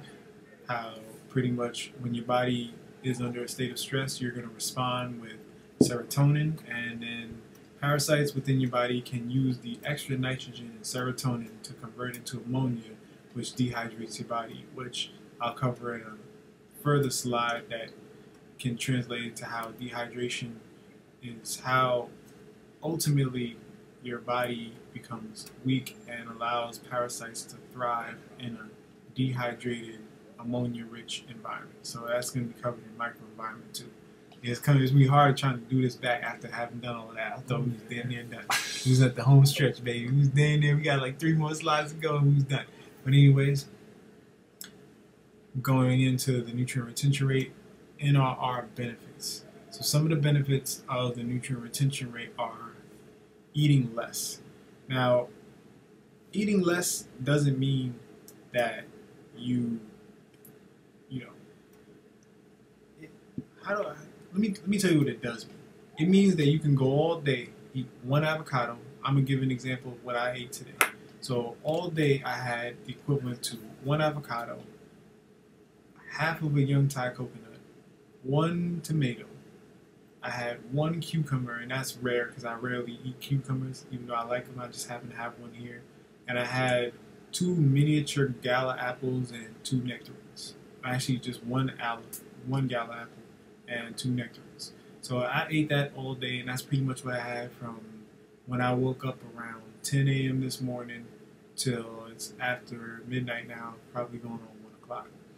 So I'm able to maintain my strength, focus, and physique all off of that pretty much once a day. And that's if I want to maintain my physique. I can eat less throughout the week because I maintain and hold on to a lot more nutrients than average. And I do, the only mineral supplement that I even come near or take is 1 drop. Not a full dropper, but just 1 little drop under my tongue or in water that I drink of Mama Tonics per day. And that's from Minister Inky. And that's from Minister Inky of the Amber Institute. Yeah. So, other benefits of the nutrient retention rate. So, eating less, eating like once a day. So, and I used to eat like 2 times a day just so that I could bulk up and stay stronger. That would be during the winter, but that's not even necessary because at this point in time, my body has balanced out. So, I'm between 145 pounds now that we've hit the sun season, and 150 pounds right before we were on the sun season. And my weight doesn't fluctuate whether I eat or not. So I just hold on to mineral nutrients really well. I am one of those people who loves to eat, so I'm a big time foodie. Big time foodie. And I'm a nervous eater, so I like to eat when I'm stressed. I like to eat while I'm researching. So I always like to keep food around me. And so with the nutrient retention rate, I don't have to do that, but sometimes I do. And one of the things that are keeping around me right now, I don't know if people consider coconut water food, but as long as you have to metabolize it, it's still food. So I would consider this food. So I keep the coconut water around me. I like it. And I drink the raw coconut water, you know, the cold processed coconut water, never heated and whatnot. So definitely keep the snacks around me. I like the snacks. Where are we at? So eating less, focusing harder, and longer. So back when I was in my teen years, I did a lot of research. I didn't read fiction books, but I love to read research studies. But I used to get serious migraines. And now I understand that those serious migraines had come from me being mineral deficient and not having the types of minerals present in my brain to catalyze the focus that was needed to keep a lot of research going. So now I can research all day and all night on very little sleep, and I can focus as long and as hard as I want. Pause this out. Let's see. Heal faster. Yeah, we're going to be breezing through these a lot quicker than the last time because I talked a lot the last time. So heal faster. I've been able to heal from, I have to give this example. Right. So when I had the liver carcinoma and necrosis, within 1 week of finding out what the actual culprit was, which is the aflatoxin, but I didn't realize that it was my liver that was doing, you know, as bad as it was, because you typically don't feel the issues that your liver has until 70% of your liver is compromised. So it kind of it set in very fast, and I had known about aflatoxin, but I kind of like brushed it off, and the amount of cashews that I was consuming, you know, it should have alerted me, and I was sensitive enough to know that something was wrong, but I pretty much just kept on going with the cashews, as well as all the other environmental and metabolic factors that created the environment for my liver to be so degraded, with the oils, with the monoatomic gold, with the thieves oil with monoatomic gold in it, having access to the truly raw cashews. So within a week of finding out that I had liver carcinoma and necrosis due to aflatoxin, and that's a whole nother video for another day to explain the processes as to how I found that out, and the psychic information that was fed to me while working with another person who was under stress due to my illnesses, and how we figured out that we could, you know, at the same time it was the aflatoxin. We basically were in different rooms, and as soon as I realized what the culprit was, I popped up and I said, the first thing we said to each other was aflatoxin. And so it was amazing how we basically at the same time figured out what it was, and then at that point in time I already have all the nutraceutical naturopathic information that I need to be able to heal myself like that. So I use at that point in time the D-Health Store formula for liver that's included in the full body detox, and within a week, within 1 day of finding out what the issue was, I was up and walking around. Within a week, I was back to sparring, and I had taken a photo shoot within that first week because I didn't know whether I was going to live or die. So I had scheduled a photo shoot so that I could look good and have pictures at my funeral in case I died. And that's how I felt about it. And I'll go into that at some other point in time because there was a couple other techniques that I used to assist myself with the healing. Another was colon hydrotherapy, which I don't like to have to admit that I did, but it did save my life. It did assist with getting a large amount of bile out of my colon, and I would say that that was one of the giant assists I had, in addition to the liver formula from D-Health Store and the Mom Atomics from Minister Inky and Emerald Institute. So yes, healing faster. I was sparring within a week. I had done the photo shoot. If you look at my Facebook photo shoot that I have with the JB logo on it, that was my boy who did the photo shoot for me. Within an hour of doing the photo shoot, I was doubled over, collapsed over, and could not continue on because my liver was just shot. I mean, I couldn't even walk. I couldn't even keep stable. I wasn't even able to get out of the bed for just to go to the bathroom. I had to get help. Like I was tore up. I didn't know if I didn't think I was gonna make it. I had deep anger within me. I couldn't even act on the anger. I was just angry. Like when your liver is damaged, it alters your emotions and has an effect on your hormonal balance. So I was suffering all kinds of ways. I mean, and not being able to get up to go to the bathroom after having years and years of being muscular, being fit.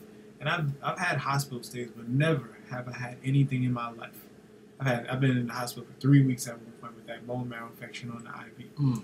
Never in my life have I felt this bad. This was like, it was the pits. It was the worst I felt in my life.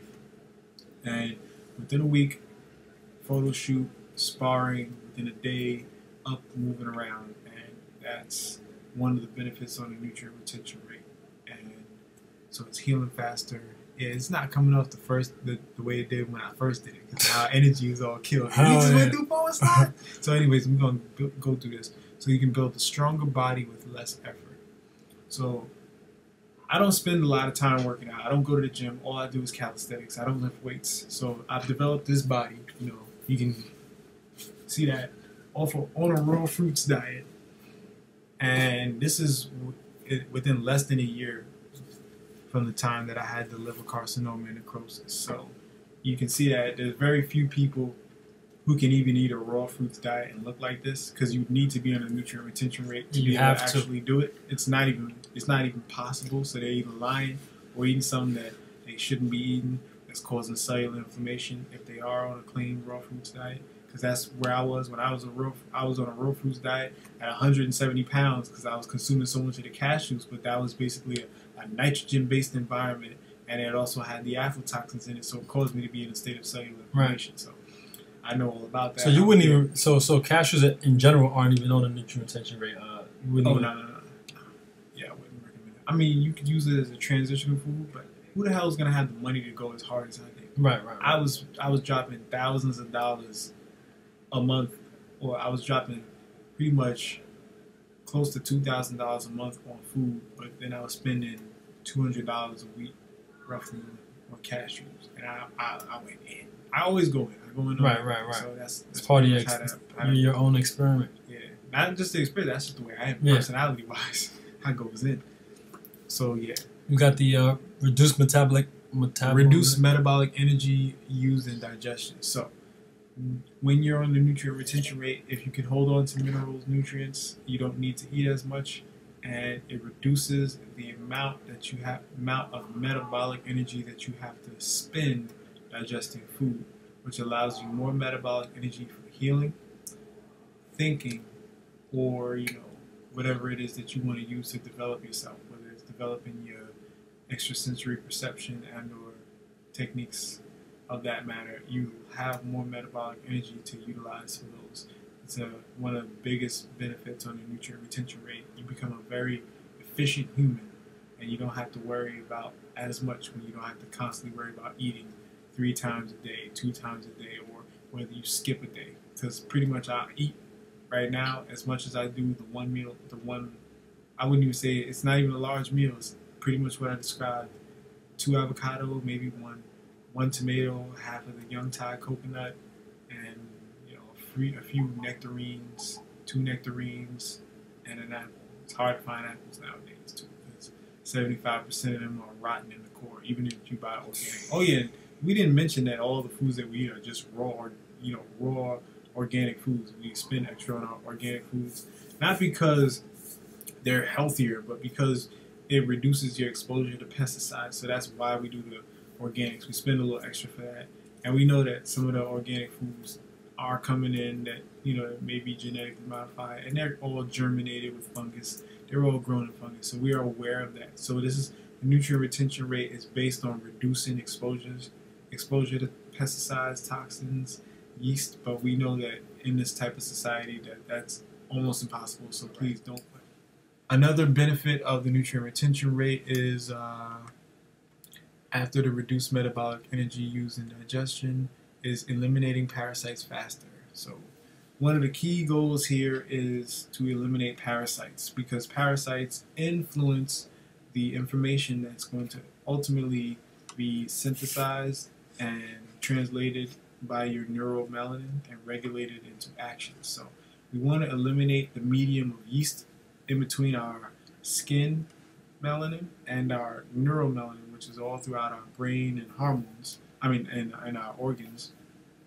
You want to eliminate the layer of yeast so that the yeast doesn't corrupt the information that your neuromelanin is going to be translating. So when they say the devil is a liar, it's 1 o'clock. It has the ability to tell your body that foods that are bad for you are actually, it'll cause you to release dopamine, which makes you feel good about things that are bad for you. So the yeast can signal neurotransmitter activity that gives you the go-ahead on things like bakery bread, like pizza, like Swiss rolls, like whatever it is that you pick your poison. The yeast will help you. Well, it'll increase the probability that you'll consume more of these foods by sending a small dopamine signal when you smell them, and then a large dopamine signal when you finally consume them. And it actually is not beneficial for you. It destroys your body, but the yeast will tell you that it's good for you. And you don't want that layer translating information that you're going to be assimilating into yourself. So that's one of the biggest things about the nutrient retention rate is reducing parasites in the body. In addition to, outside of the yeast, there are a lot of different parasites that inhabit our bodies and will influence our behavior and the type of neural networks that we form and neurotransmitters that we'll be releasing. Yeast can also feed off of serotonin that you cycle when you're in constant fear. So it's not just the foods in the diet that yeast can feed off of, but they can also reap the benefits of converting nitrogen into ammonia, which dehydrates your body on an intracellular level, as well as shuts down your neural networks and your neurotransmitter activity. So not just neurotransmitter activity, serotonin is a neurotransmitter, but it will shut down your hydration, which translates what your body actually gets as far as information into charge that you can synthesize in your brain as quantifiable data and then navigate the environment around you. So it can create the perception of fear to cause you to produce serotonin that it can use to feed itself, and it can shut down your body's ability to function. Like you see people having a hard time doing this. That's because there's literally yeast in between. Yeah, when you first did it, it was hard. Nah, this was always easy for me. You can do it both like directions. Just like this. So yeah, basically, when you see people functioning weird and awkward, or they have like twitchy behavior or quirky behavior, that's because their central nervous system is being dehydrated. So the messages and signals aren't getting there, and that has to do with parasites. So one of the best things about the nutrient retention rate is it assists you with eliminating parasites much faster. You can. All right, so next slide. Macro environment or microenvironment and macro effects on the microenvironment. So this 15 minutes to 20 minute video then turned into over 2 hours. We recorded we basically got through all the slides and then realized this son of a bitch was not even recorded. So now we're trying to recapture that energy. We tired as hell. My man, this is the kind of work and dedication that we put into this. My man gotta go to work at 4 a.m. He gotta leave for work at 4 a.m. Right? I had a couple things to take care of. I was supposed to pretty much prepare myself for tomorrow by getting home around 12 midnight. And now it's what time is it? Like 1:30? Yeah, 1:30. It's night. It's a little after 1. It's 1:10 right now. But we are pretty much halfway through the slides, and we pretty much are gonna power through this again.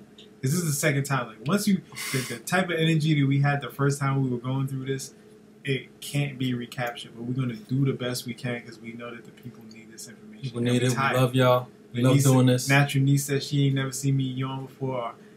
R said he seen me yawn at some people's lectures. It's really so yeah. We here now, and we're gonna power through this. Power through these slides. I'm gonna do it faster than I did it before. I'm probably provide a little less details, but you're not gonna miss out because I'm gonna be providing as much information as I can and up and coming videos. Just imagine too. He actually thought he was gonna get this amount of time during the genetic fair of Black Planet. I didn't know. I prepared for whatever. You prepared for 10 hours of Bobby. I was more so prepared to talk about my own personal experiences because I feel like that's what people will be able to connect to more so than the science. But it's important that this science get dropped because there's a lot of information in here, and this is pretty much the crown jewel of what is to be displayed as consciousness. There's young Black people being displayed as scientists as opposed to entertainers and sports. Right, this is what we need to be converted. Field niggas on the sports, because I loved being a field nigga back in the day. I was all on the plantation, the baseball diamond, doing my thing. All on the wrestling mat, doing the mixed martial arts thing in my day, and racing cars and whatnot. But to be honest, the crown jewel of the Black community is our intelligence. It's what's going to carry our people to another level.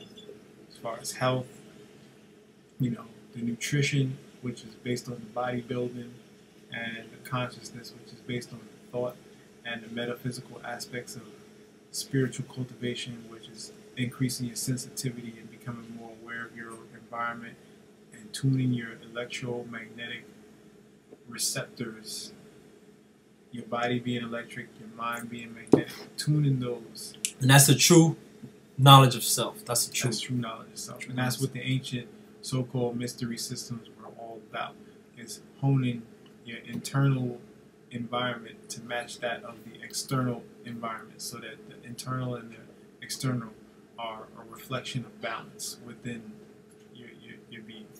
Man, I'm getting too tired to be busting out these motherfucking cliche sayings. Right. So we're gonna move to the next slide, which is microenvironment and macro effects on the microenvironment. So the key to genetic expression and disease proliferation. All right, the microenvironment is key to understanding how diseases manifest within our bodies, how cancers manifest within our bodies, and there are macro effects. There are things we do in our everyday lives that ultimately alter our microenvironments that can lead to diseases. So an example of the microenvironment would be the medium of yeast that's needed within the body to allow bacteria and viruses to proliferate. Bacteria and viruses are mostly hydrophobic, and your body is mostly water, so they need a habitable zone. So they basically are much more comfortable when they don't have to fight against your immune system, as well as the normal detrimental effects to parasites that is produced within the water medium, or the structuring of water, which happens within the body. And that's what your body pretty much runs on, structured water. And I'll cover structured water by introducing Gerald Pollack's research, which includes the exclusion zone, which shows the charge separation. And it is part of my theory to explain how charge separation is extracted and utilized by your body through the microtubule system.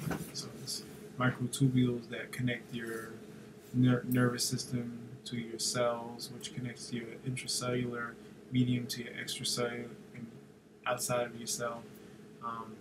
There's microtubules all throughout your organs, and there's microtubules those microtubules basically run on structured water. And actually, I'm going to cover that later on. Yeah, I'm getting tired. I just want to get this done. Understanding cells, DNA, and chromosomes. Understanding cells, DNA, and chromosomes. So, man, I don't feel like going through all this like I did before. This is hard. There's a lot. I'm going to skip understanding cells, DNA, and chromosomes. I was just going to say that DNA basically unravels within a medium, and your chromosomes are the medium that dictate how your genes are going to be expressed. And the amount of chromatin that your chromosomes have determine how your DNA can be repaired, or basically how much material you have left to sustain an environment for your DNA to unravel in. And if you run out of chromatin, and then it leads to cell damage, and then you end up with mutations and disfigured DNA that produces unsightly effects all the way from Down syndrome all the way to pretty much whatever disease you can think of. That's based on how the microenvironment is influenced by parasites, toxins that parasites release, toxins you're exposed to on an everyday basis, whether it's petrochemicals, various types of plant estrogen, petrochemicals that comes from radiation, petrochemicals from plastic. That they break down into body into xenoestrogens. Let's see. That's why we use BPA free, but even the BPA free is even that still under leaches xenoestrogens. Right, There's no such thing as a safe plastic. Right. So, this is why we do our best to use glass and mason jars, things like that. Whatnot. Crystal. We understand cells, DNA, and chromosomes, charge separation, and microtubules. So in I believe 2 to 3 more slides, you'll see Gerald Pollack's work about the exclusion zone, in which a naphion, which is a hydrophilic surface, which is basically meaning that it absorbs water. It creates an exclusion zone, or what he terms an exclusion zone, which is a layer of, it's actually millions of layers of negatively charged water, which is structured differently from the positively charged water that you will find above the negative charge layer. And if there were any compounds within the positive charge, they would not be allowed to enter the negatively charged zone.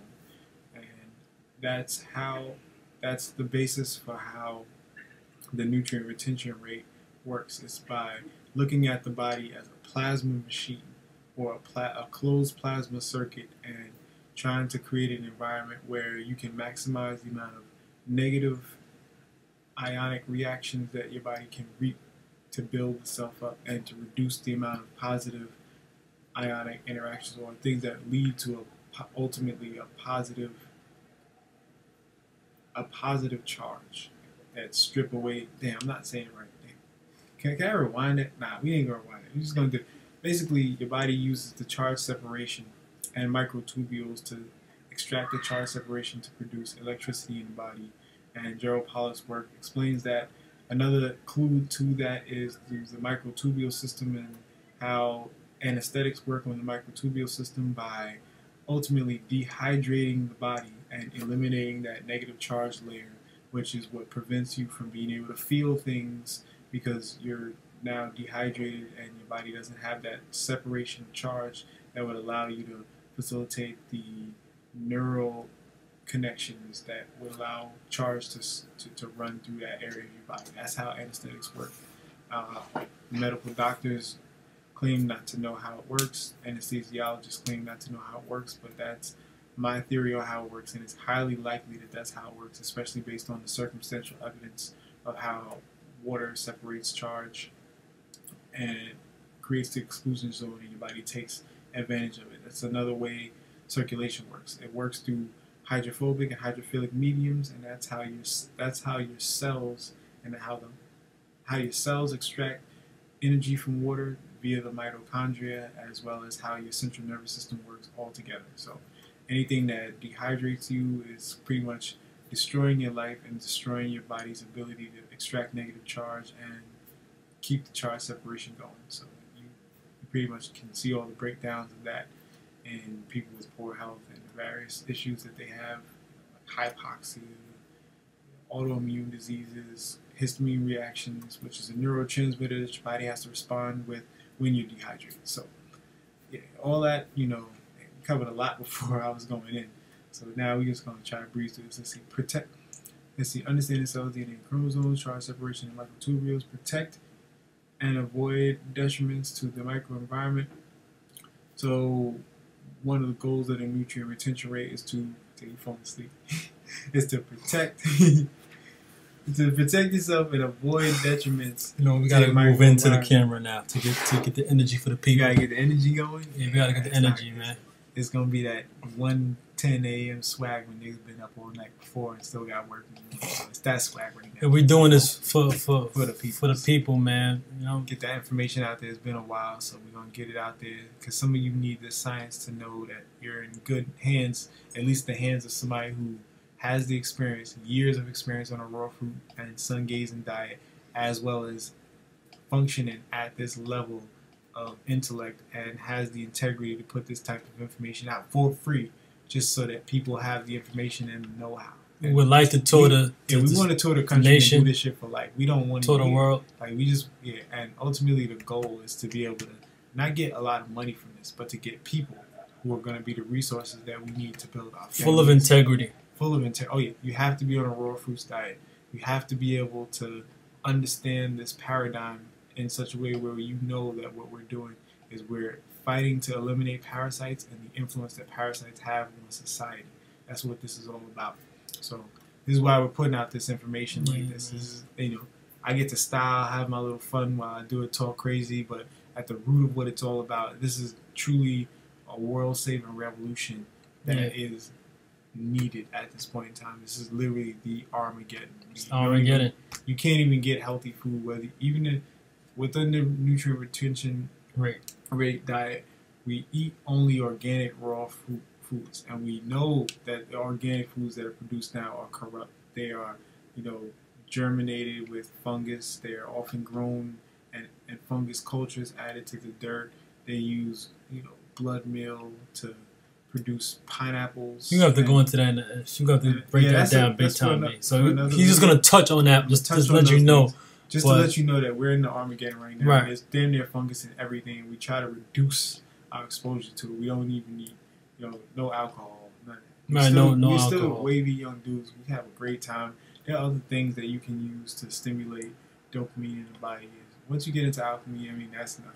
You know what I'm saying? You can get all kinds of effects from natural plants, herbs, and fruits that you can use to combat your addictions to alcohol. But it's mostly combating the influence that yeast has on your body that creates the environment where you think it's okay to drink alcohol or you think a little bit of bread is okay, or where you feel that you can only slip up. You slip up sometimes, but it's not a big deal. It's a big deal. Yeah, it's a big deal. Man. So integrity has to do with reducing parasites' influence on your central nervous system, which translates into how your neuromelanin is going to assist you with assimilating and basically assimilating electromagnetic spectrum into quantifiable data that you can use to navigate your space-time and your reality. That's what consciousness is about. So moving on along, let's go. Protect and avoid detriments to the microenvironment. That's, we mentioned the petrochemicals and plastics. We mentioned the xenoestrogens. In the petrochemicals. You can do your research in regards to xenoestrogen, how it affects males and females and children. You can do that. We got antimony that you'll find in nylon and polyester, and how to avoid those when you're sweating. I spoke earlier that they can get captured on how I indulge in some petrochemicals like foam-positive sneakers or Polartec Neo Shell gear, whether it's the pants, like I have some jeans made out of Polartec Neo Shell. They're 100% waterproof and they're pretty breathable, but to avoid the exposure from my skin directly to the antimony and the petrochemicals, I wear a layer of wool. And yes, I'm a vegan, but I'm a vegan based on health functions, not animal, protection rights. And wool is a renewable resource. And if you go to certain companies, you can get wool that's not been treated with harmful and detrimental chemicals. You can also use hemp clothing or hemp bamboo blend combination clothing. So it's another technique that I use. They're good for wicking moisture, so you don't have to worry about exposing yourself directly to petrochemicals. Let's see. So BPAs we pretty much covered earlier. Bisphenol A and its effects. It's pretty similar to xenoestrogens, or I would classify it as a type of compound that will break down into a xenoestrogen and alter your hormonal balance. And you find those in plastics. So even if you're all plastics, even if you're working with a BPA-free bottle, you don't want to expose it to UV radiation because that will cause some of the xenoestrogens to leach. covering the municipal water supply. That's the public water supply. That's Right. what you get out of your shower head Faucet. and your faucets. There are a lot of chemicals from chlorine to fluoride to trace pharmaceuticals that you'll find in there, and you want to buy a filter that will help you to avoid those. There are some of the factors that contribute to the micro environment within your body and how your body is going to metabolize these compounds. Ultimately leads to really poor health. So you want to avoid those types of things. Get good water filters, so at least a filter that can filter for chlorine, fluoride, and that's a good start. We'll get into that in some other future videos.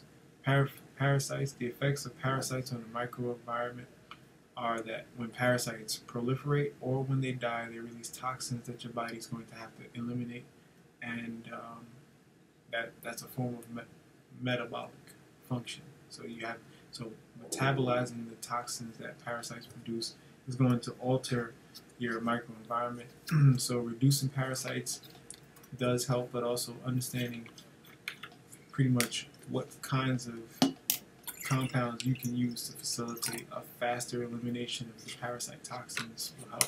You can cover that in a consultation with me, or that's something we'll cover in another video. I'm trying to move when we do this. There's a bunch of footnotes there for you, so you fact buffs. Next slide.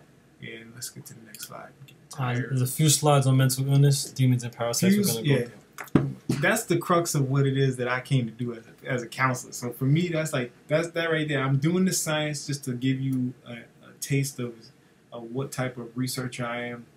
But anyway, so mental illness, demons, and parasites. I'm trying to stimulate some energy. Right. It's approaching 2 a.m. You're getting tired out here, but it is what it is. All right. 1 in 4 adults suffer from a diagnosable mental disorder in a given year. Yeah, that. Most people in the United States have various levels of depression and or schizophrenia. Now, myself, I've worked in a mental health facility for over 7 years, and I have a great deal of experience doling out synthetic psychotropics and various pharmaceuticals. I've been privileged to be in an environment where I had the ability to regulate the diet of persons who have been diagnosed with mental illness, and I made the connection after many years of working for this company that dietary changes reduce the need for the psychotropic drugs to generate the environment that would produce what we call a stable human. And so, in short, minus all the technical jargon, when I gave people different foods, mostly plant-based, healthier choice foods, and taught them how to make healthier food choices, as well as a couple of exercises, it reduced the amount of psychotropic drugs that they needed, as well as other pharmaceuticals they needed to maintain whatever doctors call good health or stable psychological and emotional environments.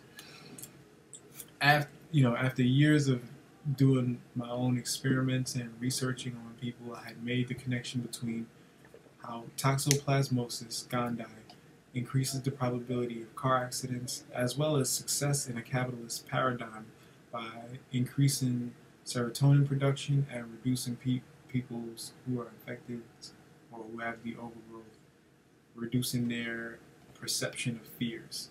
And I was able to make the connection between how toxoplasmosis altered neural pathways and behavior to how all mental illnesses are caused by parasites. I didn't deal with people who had mental retardation, which is something deeper, still from the same root origins, but it's just a later, more progressed stage. But I made the correlation to how all mental illnesses are caused by parasites. And it's my job as a counselor to break down the environmental factors that contribute to the manifestation of disease in the form of mental instability or emotional instability. I hope they can hear me good. I'm talking low. I'm kind of gassed out here, but I'm still pushing forward. You can move it forward if you want to. Yeah, but I want to interject. That's even in regards to mental retardation. Mm-hmm.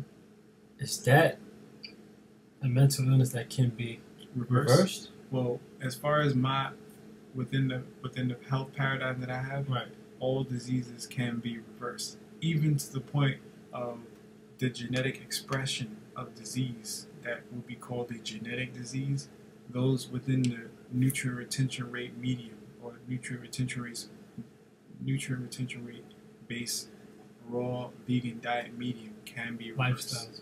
Yeah, so those can all be reversed. It takes a great deal of time. So I've seen various forms of mild retardation improve, but I don't have any at this point in time. I don't have any persons who were diagnosed with mental retardation on the nutrient retention rate. I mean, most people are so retarded they would never even get on the nutrient retention rate anyway. So what's the probability of a retard, a person diagnosed with mental retardation To really be consistent with being a raw vegetarian who eliminates phytic acid, lecithins, also is interested in consciousness and has people, like, more than likely it's mistakes that the parents made that resulted in mental retardation or based on a chemical exposure at vital fetal stages that lead to mental retardation. So the probability of me finding a person who's mentally retarded who wants to actually assist themselves by utilizing the nutrient retention rate is highly unlikely. Not to say that it's not unlikely, but at its early stages, I've not not at the stage the opportunity to assist somebody with mental retardation. We need However, a facility. I've had great success reversing people who've had depression, so-called schizophrenia, and issues that had to do with constantly cycling serotonin and having nervous reactions and not being able to function, coherently. But I just want to get through these. So let's see. In humans, acute 1 in 4 according to the CDC, 1 in 4 adults are estimated to be infected with toxoplasmosis gondii. Yeah, it's way more people infected with Candida albicans, and yes, toxoplasmosis gondii is an epidemic. Most of you would notice. Trust me, I notice. I fucking see retarded people all day long, and I don't mean retarded as in mentally retarded people who have chromosomal damage that's also due to the microenvironmental factors that contribute to that, but I'm talking about people who do not have their wits about them. And being that I'm from the hood and I'm used to hearing people say nigger, retarded, faggot, all basically interchangeably, you could say that I have a form of psychological dysfunctional behavior that causes me to say things that others may consider to be bad words. So you can just chalk it up to me coming from a poverty-stricken neighborhood and having been exposed to large amounts of trauma that is basically stimulating my usage of the words that may have a negative emotional impact on people who are sensitive like that. Alright, in humans, acute infection with T. gondii toxoplasmosis gondii can produce psychotic symptoms similar to those displayed in persons with schizophrenia. So this is just research that's stating what I've known for years and how I've been able to treat people, but the information is becoming more widely available to researchers, and we live in an environment where people are afraid to lose funding before they're willing to function with integrity within the scientific paradigm, which is why a person like me is forced to come out here and produce this information, because there's a lot of people who won't even produce the studies because they're too afraid, and I can at least break the ice. And within the community, the conscious community, we deal with a lot of mental illness, and I want to let people know that I'm there for them as a counselor and a regular person who's also been through my own psychological issues due to deaths in my family, exposure to toxins, being under cellular inflammation. And no, I've not had mental illness or been diagnosed with mental illness or retardation, but I am well aware of the influences that parasites have on the central nervous system, and I'm well aware of what it's like to have certain impulses. And I can say myself that I've been depressed at various points in times of my life, and for no good reasons either, other than that I was hormonally imbalanced, and I can admit that. So it's nothing to be ashamed of. It's pretty much the norm out here. All right, another increased risk of traffic accidents in subjects with latent toxoplasmosis. A retrospective case control study. Yeah, that's something I pretty much covered within. I don't know if I actually stated that this time or whether that was something I had covered previously, but people who have the toxoplasmosis infection are more likely to be successful in this capitalist paradigm because it reduces your responses to fears by cycling serotonin or causing your body to produce serotonin, which makes you feel comfortable even in a state of great stress. So if you see somebody crossing the street and they almost get hit by a car, and then they have a look about them whereas if nothing really happened, even though they were in a near-death experience or a near-fatal, that would have been a fatal trauma, physical trauma, and they pretty much only respond to it as if they had dropped a penny. But that's usually due to them being under the influence of the parasite toxoplasmosis, which within their body and mind, they're producing enough serotonin to make them feel comfortable with situations like that, so it's nothing to them. And parasites do feed off of and they can reap the benefits of you cycling serotonin, which has extra nitrogens that your body that don't get canceled in the reuptake process. So then your body has multiple ways of dealing with them, but then so do parasites, and parasites like to convert that nitrogen into ammonia and dehydrate you. All right, next slide. You said a great example would be like a Donald Trump, right? Oh yeah, like a Donald Trump, pro athletes, they're the ones who they say are more likely to have toxoplasmosis. So they have reduced fears and take more chances than the average person. And it creates that type of environment. All right, in 2011? All right, in 2011, National Geographic reported fungus species can infect an ant, take over its brain, and kill the insect once it moves the insect to a location ideal for the fungus to grow and spread their spores. So earlier I said, which wasn't captured on video. Yeah, we shouldn't even mention that anymore. Let's just I feel like mentioning it so that people can understand what they're getting, so that we apologize for we apologize. Lethargic would be the word for it, maybe. Lethargy. Yeah, I guess we seem a little lethargic. We fucking tired though, man. Damn, we was doing this shit since since the sun was up. Now yeah, man. We want to get it out of our system because we've been talking about it, and we just want to get it out. And you know, it's 1:40 now, so you know we basically are powering through these slides. And so in 2011, National Geographic stated they basically published what I just stated. And what I wanted to say was that there is a fungus that's infecting the human population. So this is not just something that happens to ants or other species of animals. This actually happens to humans, and the human fungus that we pretty much have an epidemic of within the United States is called Candida albicans. It's not just something that causes yeast infections. It's not just something that although they do. Yeah, it does that too. But it's not just something that causes psoriasis or eczema or, you know, whatever small issues that we may be dealing with the yeast overgrowth. It's something that can alter your entire hormonal complex and your neurotransmitter and synapses reactions to your outside environment. So it can literally alter your mind, and it has been doing so. We even see the effects of these things of this fungus altering human genetic expression in the form of what we see as recessive genetic traits. That's at least my theory on it, and it's backed by a great deal of evidence that I'm going to be presenting in later lectures and or videos and documents. Something I did cover earlier, I just don't got the energy to do it right now, so you're gonna get that later.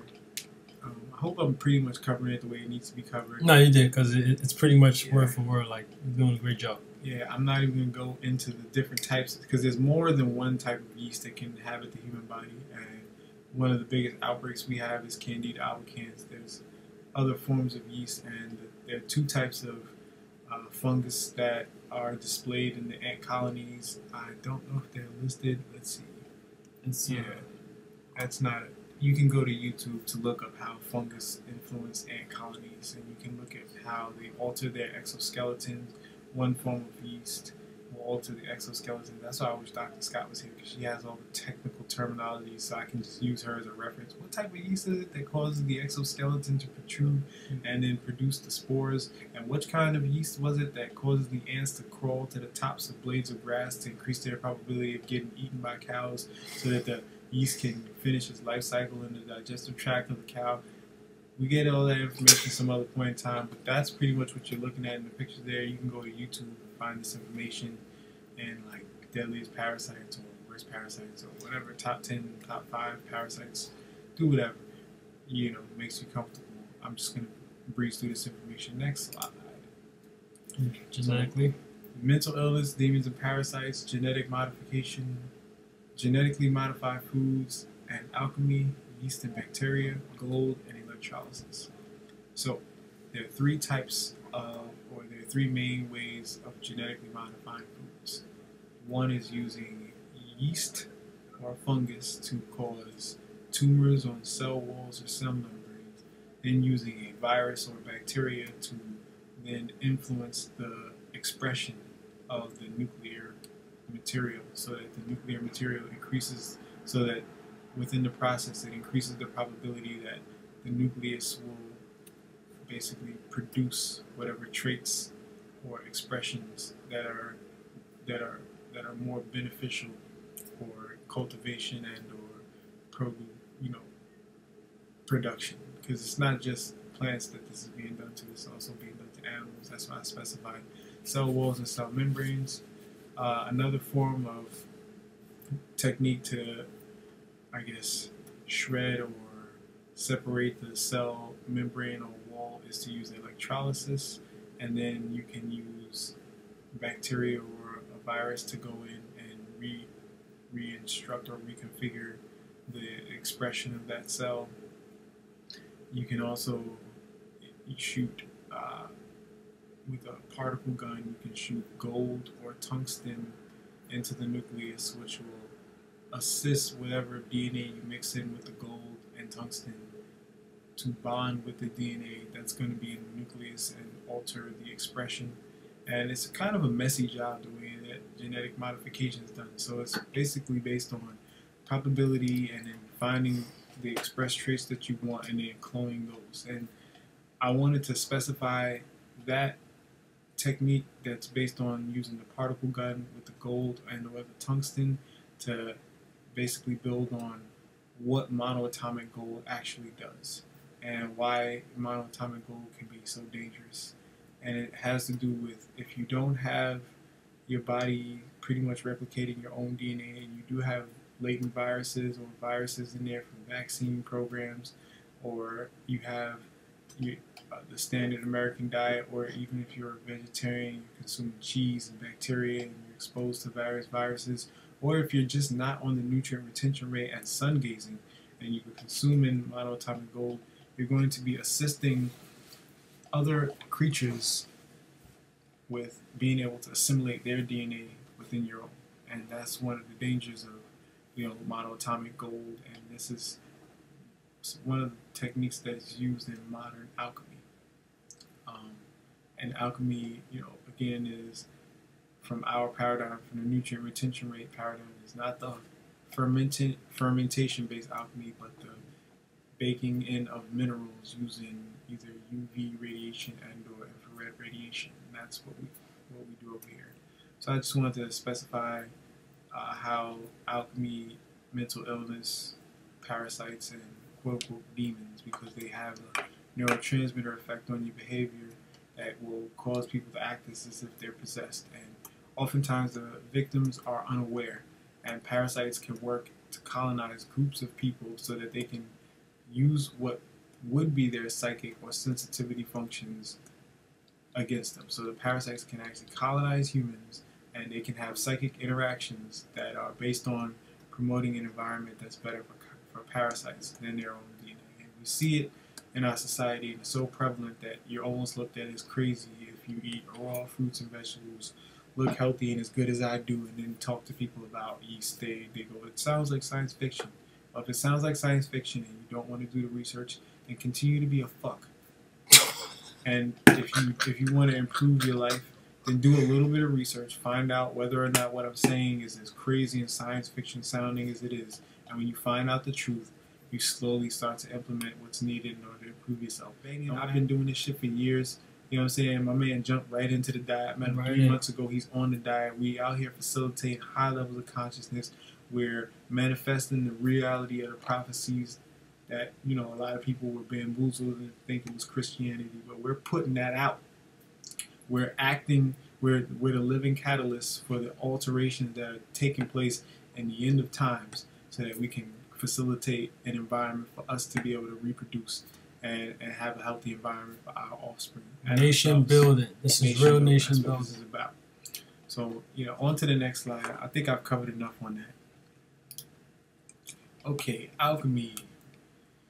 Double-blind test on the effects of distant intention on water crystal formation. So that was basically something that is used as an example to show how there is some sort of correlation between your thoughts and intentions on water. It is my theory that it's the brainwave states, the alpha, beta, and gamma states that can influence the environment around us. Now, there's subtle influences, but they are constant. So you're constantly emitting brainwaves, whether you're thinking, sleeping, meditating, going through stress.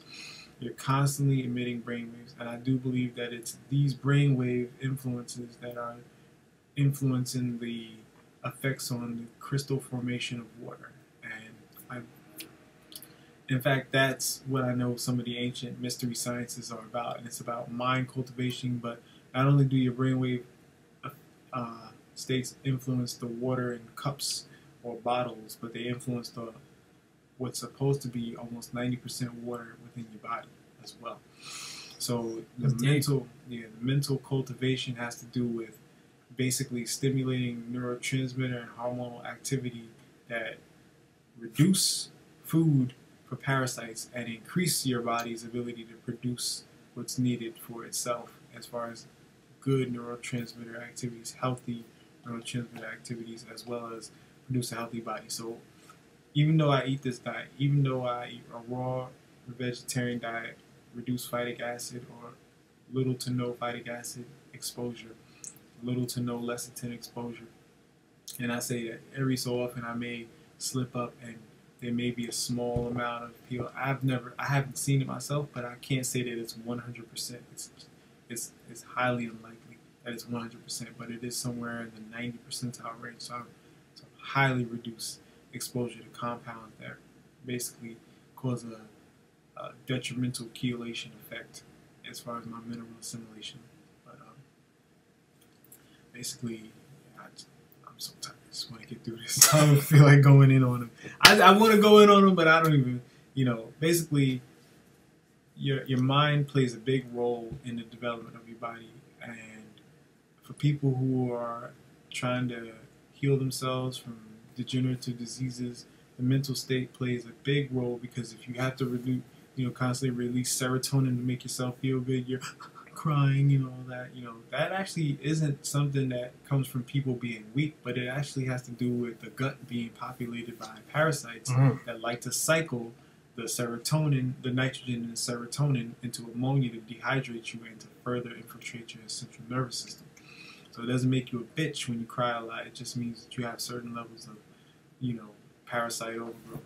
And that influences your neurotransmitter activity. And serotonin is a neurotransmitter, but it influences how your brain waves are going to interact within the structure of water within your body. So there's, a footnote on that. You can trace that back if you want. There's the alchemy of baking minerals into structured water. That's what we do over here at the Nutrient Retention Rate. I'll cover that later, and I'll give a little bit of recap on that when I get into the next slide. Sun exposure in the hypothalamus. When you're exposed to the UV radiation from the sun, it catalyzes a reaction in your hypothalamus, which stores some of the sunlight, and it's used to assist with bringing your lymphatic system charged. So that's what you'd be using as a defense system against parasites once your body is no longer in a state of cellular inflammation. Most people don't get to experience that. When you start to get to experience that, you'll notice changes in your mind state, your body. You'll look different. You'll get I mean, you'll start to look a little like me. You know, it's just the way it is. I'm not fronting. It's just the way it is. I ain't got time to go in and break it all down. But yes, your hypothalamus does absorb sunlight, and it does utilize that to regulate your lymphatic functions. So it controls your kidneys, your adrenals, your thalamus. So it plays a big role in your body, and we'll cover that in later videos and slides about alchemy. And so the brainwave state again influences your overall assimilation of, you know, information, as well as how your body's going to respond to various chemical compounds and mineral nutrients. Next slide. Alchemy. So this is a slide that displays Dr. Gerald Pollack's exclusion zone, and I don't know whether you want to call it theory because it's based on information that you can see and you can test. And what he has is a Nafion medium, or a Nafion layer, which is a hydrophilic surface, which means it's a water-absorbing or water-loving surface. And there's a zone in between the hydrophilic surface and the positively charged states of water, which is a negatively charged layer of water. It's not just one layer, it's actually millions of layers. And if you want to know how your body's central nervous system responds to water, this is ultimately what it's doing. It's taking the negative charge from the water and it's facilitating electric reactions. And your microtubules are extracting they're extracting electricity from the separation of charge between the exclusion zone, which is a negatively charged zone, and the positively charged zones of water, which is facilitated within your cells through hydrophobic and hydrophilic surfaces. And part of the a big part of the nutrient retention rate is based on combining the right hydrophobic and hydrophilic surfaces to get the most out of the exclusion zone, which is the structuring of the plasma state of water within your body. And I just want that information. So this all encompasses the cell actually. This is actually Nafion it's like a plastic. It's a type of plastic. He's just showing an example of what the actual exclusion zone is and how it functions. So this actual thin layer right here that you can see is kind of clear. Right. That's a negatively charged zone. That's the actual exclusion zone.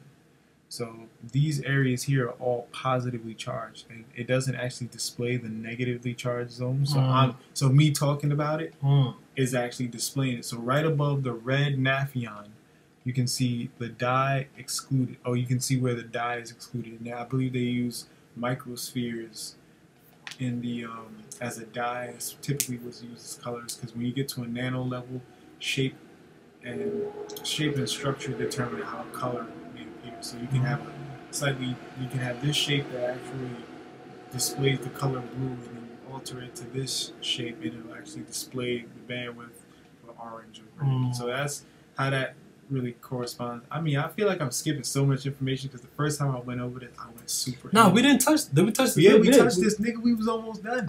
That's why I said we was. Nah, we never touched the next slide. We didn't touch the next slide. This was the slide. Well, we had to where we left off. Oh, but that's like how long we been? 46 minutes, man. We done. Well, you know what, people, if you're watching this is better than watching anything that's on VH1. Yeah. So even if we're a little lethargic with it, you know what I mean, the information is vital. It is vital. And it's actually what's vital is to be able to look at me and tell that if I've been on a raw fruits diet for 2 years and I look this healthy, and I know this much information, right, and I'm applying this information to what I'm doing, and I'm black and I'm sun gazing and the sun is not killing my body, right, and I've not suffered any negative health effects, and I can't get sick. I've healed eczema, arthritis, broken bones, liver cancer, the detriments of fibroids too, right? Oh, that was for short, for the young ladies. Right. Yeah. I have a cousin that actually asthma, said she's ready to go nutrient intensive. Right? Oh yeah, I can't give up rice. Respect to you. You know rice, who you are, family. Rice causes you to produce even more serotonin. It like breaks down into serotonin. You don't want no rice because that's like another nitrogen fixing medium that's going to affect the microenvironment. So you don't want rice. She probably eat like black rice to wean off of it. But then we got other things out there that see. The thing is, people haven't tasted the diet that I have right now. Yeah, that's the thing. Once you That's the taste thing. the Like way it's not a boring. It's like great. Listen, I'm a real nigga. this dude saved my life. Like this I shit said, ain't got nothing to do. You know, I appreciate that. But this shit ain't got nothing to do with me just trying to be healthy and trying to eat, force myself. Right. I'm living. Like I'm right, eating we have like fun you with wouldn't this believe. food. I'm eating some crazy good, healthy shit that'll change your body, mind, and everything. Right, like, it's fun to eat. It tastes good. If you follow me on Instagram, Ready4R4, I don't post the gourmet. But you don't post the gourmet. I don't post the gourmet because that's gonna come. That's gonna be rolled out. Yeah, we gonna roll that out. We gonna actually make sure that we can go on tour with that. That right there is like the bread and butter. And we are, or at least he and Natural Niece will be challenging any regular cook too, or I mean, it's got to be raw vegans because I don't even want niggas who's not on the level to be there. So they don't even get the platform. They won't. What happens is their palate won't appreciate what we're doing. And besides, like, I don't want niggas who full of fungus breathing near me. I hate that shit. I mean, like taking public transportation. Right. It's hard. Not to be on some OD posh shit, but I want some OD posh shit. Vegan posh, nigga. Alright. Yeah, man. So we covered this Gerald Pollack's exclusion zone, which is at the core of my breakdown of how the human functions. So I've got a lot more details on this, and I can even break it down as to how the intracellular function of ATP correlates into how it separates the charge and separates oxygen and hydrogen and produces a great deal of energy with that function. It's based on understanding the plasma dynamics within the human medium or the human body or within any plasma medium around us, which is the entire fucking universe. So, it's based on that information, and this is a black biology based, health paradigm that is the best. And Minister Inky, he gave me my credit on this, and I would have to give him his credit because he saved me decades in having to research on black biology and figure out the differences, which has propelled me into being able to come up with the nutrient retention rate. Actually, I came up with the nutrient retention rate before I had read any of Inky's books, but it solidifies the validity of what the nutrient retention rate is because of all of the research he's done. I mean, I can't thank the guy enough for saving me so much time. So that's another reason why instead of packaging and flipping this information, it's 2 o'clock. 2 o'clock. You heard it. It's 2 o'clock. Let's move along through these videos and trying to cover the rest of this. All right. Man, I gotta get home. Shit. It's not even over yet. All right, cool. So alchemy. Another slide on alchemy. Scientists take the first dip into water's mysterious no man's land. So all this is describing is how, and this is just this slide to show how scientists do not fully understand how water functions yet, and at a very cool temperature, beyond what your body would be able to withstand, especially with the amount of parasites it's got right now. But even for normal life experiences, I would have to say these are studies into how water functions without the presence of toxins or contaminants, how it functions in a super cooled state. So this is the area right before water actually freezes, but there's something that happens to the structuring of the water that basically can be used to display, information on how certain sea creatures work, Antarctic sea creatures work. This can be used to explain functions that happen within the universe or out in space. This can be used to explain or just used as to build on how the universe and hydrogen has formed in different temperatures, which temperature is a medium that ultimately water is influenced by in ways that determine how its plasma structuring is going to respond to other compounds around it. So this is just to show that science does not know all that it needs to know about water at this point. And this is a 2014 study done in June, and they call it the no man's land, the zone of water, because obviously you're not going to be living in negative 51 degrees Fahrenheit and between negative 51 and negative 172 degrees Fahrenheit. So these are just studies that can assist us in understanding how the universe and how temperature influences the structuring of water.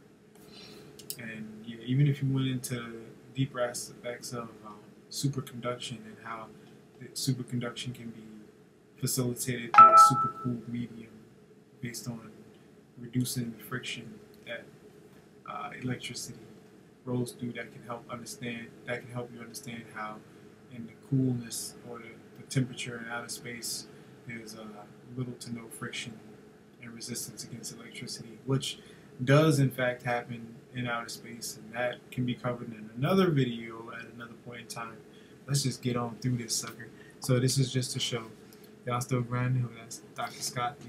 Yeah, we still out here grinding. Ask him. All right, next slide. George's humble quote. I'm not gonna actually reiterate. We could actually slip it in. We can slip that in to how I did it, because I did it with a lot of passion back at the thing, because that was important. Yeah, that was important. This is really to show that I'm doing this out of love. You can't fake health. You know, that's the end. Right. In a non-corrupt society, yeah, we're gonna need skill sets needed. We don't need a lot of money. What we need people who know how to do metal work. We need people who know how to do the mathematics that are needed to reduce the amount of efforts that we have to put into building our own structures and societies. Once we can get the metal work done, we can build structures for buildings. We can even go all the way down to scaling that down from microchips and making, facilitating electric currents so that we can live an advanced lifestyle, an advanced healthy lifestyle. I don't believe that going back to nature means living without electricity, because I believe that the basis for how nature speaks and assimilates around us has to do with ion exchange, which is the chelation, chemical chelation, and ion exchange from the above and the below. So this is the basis for the type of research that we need to be doing. And don't feel bad if you spend time doing other types of studies in the capitalist paradigm, which are based on trying to just extract resources in the form of life force from people. Don't feel bad. There's always something that you can correlate what you know into being able to do to assist. So don't hide your talents. We need you out here. Is what we need. We don't need a lot of money. Once we have people with high levels of integrity that are willing to do the work with us, so that we can build our own society. We can worry about interfacing with the capitalist society if we need to. It'll be more so us providing them with the assistance they need, because we'll have the mental stability to be able to function at a level in a coherent fashion. That's really what this is about. Glass workers, we'll need that for creating lenses, as well as insulation, as well as on a micro level silicon binding, so that we could not just silicon, but binding minerals so that we can produce really potent magnetic and electric fields to facilitate the type of high technology that some of us actually know how to produce. So we don't, it doesn't require a lot of money. It just requires people who are willing to do the work and who have it within them, whether it's genetics or within their heart, to do the kind of things that are needed to produce a better environment. See, a parasite-free central and parasympathetic nervous system is ultimately what we're going for. Let's see, parasite-free central and parasympathetic nervous center. Oh, it was nervous systems. Right? That's a typo. Doesn't matter. We got typos from time to time. That's because we're still. I would say even at this state, my body's functioning with. I'd say I'm down to less than 10% yeast deep in my tissues, but yes, we still function with a little bit of yeast. So you'll see typos. You'll see me looking into my mind to, try to stimulate some emotions so I can remember the thoughts that had impacted me that I wanted to share with you all. But believe me, we're functioning at a very high level right now. We've been going I mean, I've been up since how early this morning? I woke up. This was supposed to be my late sleeping day, so I woke up at around 9 a.m. between 9 and 10 this morning. And the previous night I had went to bed while working out some counseling issues within my household. So I was up till the early morning hours around 4 a.m. So I'm really tired. Not really tired now. I'm just tired of having gone through this shit and haven't gone through it back. You know, that's really what it is. Right. And I really want to get to doing something relaxing.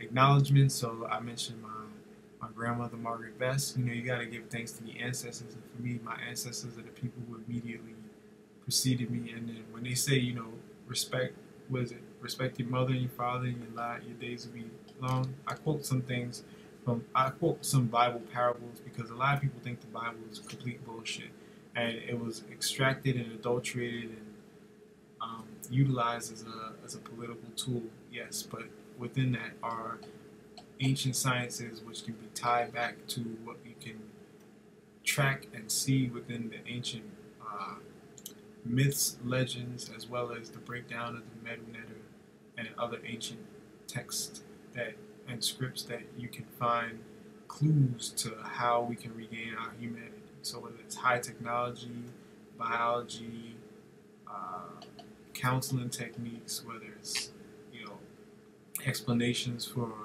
things to come in the future, there's a lot that we can extract from the Bible parables or any ancient parables that ultimately tie back to the indigenous people on the planet. So it is my premise that no, there's no reptilians, there's no Anunnaki. What they are ancient black cultures that have been raped all the way down up until this modern time to produce that which now is being attributed to high alien technology or advanced technology, but it's really our own cultivation of consciousness that was able to produce the things that we can take pride in, like the pyramids, the ancient structures. But first and foremost, it is your human experience here that will facilitate the reactions needed to produce offspring and allow this information to be disseminated down through your genetic line into the future. So that's what we're doing here. We're building. So yes, I give thanks to my ancestors, starting with my grandmother, because I didn't know my grandfather on either side of my family, and I knew my grandmother on my father's side of the family. But Margaret Bess is my grandmother on my mom's side of the family. George Bola is my father. He's the person who introduced me to metaphysics / naturopath healing. I also did, I think I mentioned that I started Egyptian style martial arts, and also how the Egyptian style or ancient Egyptian style or African or Nubian style martial arts was translated into Sanskrit, which was also translated into Korean. That became what is the modern versions of martial arts in the Asian countries today.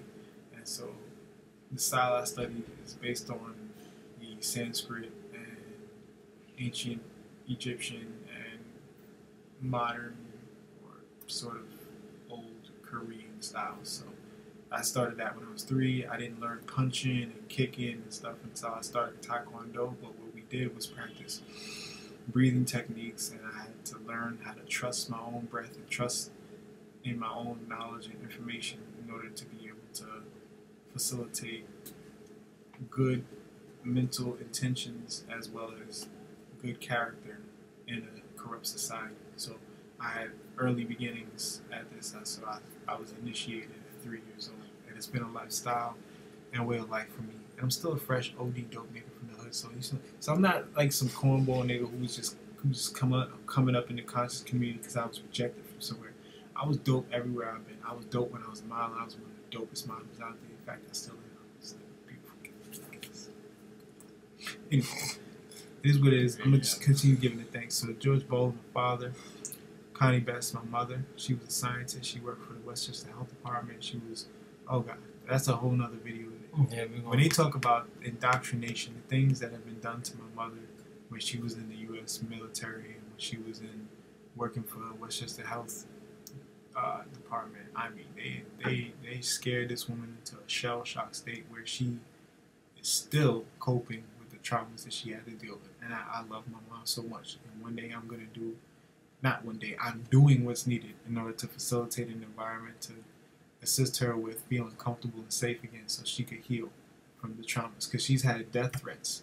And she's had death threats on her family when she had small children, when I was a small child. She had to cope with that, deal with that, try to raise me, and try to project a loving environment while she had to worry about whether or not these people were going to act out on the things that they had made claims to and the threats that they made to her. So that's something that is for the future. This is a part of family building. This is a part of myself. Like my mom is I'm an extension of my mother. So, you know, I honor my family, and I do so with love, respect, and integrity, and I keep it real and I'm honest with them. And you'll hear from my family in the future because this is an environment that I'm building here that's going to facilitate family upliftment, and that's what we're doing here. I also want to thank Bobby Hemmett. I was introduced to the conscious community through hearing Bobby Hemmett speak, and now Bobby Hemmett's special. Now I'll just go in a little bit on that, how there's resonating signatures that I use to track truth as well as track information that's been disseminated through metaphysical mediums. So I'll just try to cut to the chase and explain how Bobby Hemmett had the same algorithmic speech patterns as my grandmother, and he looked just like, so that's my grandmother on my mom's side, that's Margaret Bess. So he had the same signature speech pattern, the same pauses, the same southern drawl, the same emphasis that my grandmother had. And I respect Bobby Hemmett, despite him promoting alcohol and a bad diet and dysfunctional lifestyle. You gotta look at what was influencing. Now, Bobby Hemmett had a lot of yeast influence in his behavior, but his information is very, very accurate. He was just missing one of the biggest pieces of the puzzle, which is the corruption aspect of how yeast and fungus can influence dysfunctional behavior. But you can't throw out everything Bobby said because of his level of corruption. If we were to throw out everything, then we wouldn't have anything right now. And Bobby Hemmett had, I would say, between 80 to 90% accuracy when it came to his research into the ancient sciences. And I could say from my own exploration into the metaphysical world and my own experiences with psychic behavior, anomalies, that Bobby Hemmett was highly accurate. And I would like to spend a lot of my debut time breaking down the sciences behind the things that Bobby Hemmett said that may have sounded fantastical and airy-fairy. I would like to break those sciences down because I've been granted the gift of experiencing them, so I can not only speak from experience, but I can also break it down as far as the sciences, and that's what consciousness is all about. I want to thank Dr. Scott and the Scott family. I can't specify who and what they've done for me at this point in time because we are still, being watched by people who don't have our best interests in mind. And so when we can create the environments needed to be able to uplift ourselves and our families, then we can let everybody know everything. I'd like to thank Minister Inky and Dr. Ali Muhammad for the work that they've done. I found them a year ago, and it's changed the direction of my life drastically to where now I can come out and feel comfortable because I have people who have my back and who are also disseminating this information as well. I'd like to thank the community. I want to interject a little bit too. I want to give a special acknowledgement to Dr. Ali Muhammad and Minister Inky also, because if it wasn't for their work, I would have never came across George Bess. We actually met at a ISIS meeting. So one of the meetings that Ali Muhammad holds on Mondays at the National Black Theater at 7 p.m. Yeah. And if it wasn't for his work, his due diligence, wouldn't have brought us together to do this. Exactly. So and it matters. Putting in that work to pull us out of this paradigm, and he's laying the foundation work, and it's up to us, and it's you out there who are feeling that feeling, who don't have the answers, who don't know why these constant anomalies keep happening, who don't know where the deja vu leads to, who don't know where the downloads they get every time they look at the sun come from. It's you who we're trying to reach. So it's us reaching out to you.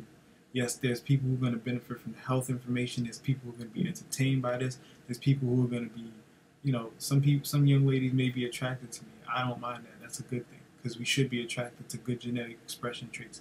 And for dudes who's cornballs out there, this is not for you. You know what I'm saying? We're not lame niggas out here just, you know, trying to find a thing. We dope and fresh all our own. Respect to TL Meeks too. Yeah, respect to TL Meeks. You can follow TL Meeks. Dope gear. Yeah. And whatnot. On Instagram at TLMEEKS. He's who designed this cap. Yeah, some of the dope shirts that are been wearing to some of the conscious events. So we just, you know, we out here. I was a thorough, fresh dude from before. I'm still a thorough and fresh dude. I still rock my phones, flights. I got a big collection.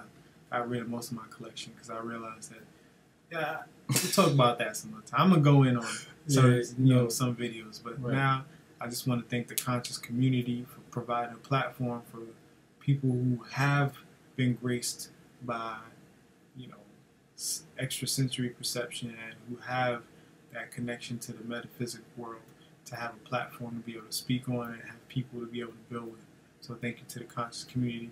Now, we all know, and we don't have to say it, but I'm just going to say it for the record, that 90% of the people in the conscious community aren't really conscious. But for those few out there, we are like a concentrated bunch. Right. And we are going to be moving forward to produce a society for ourselves with high-level standards of integrity.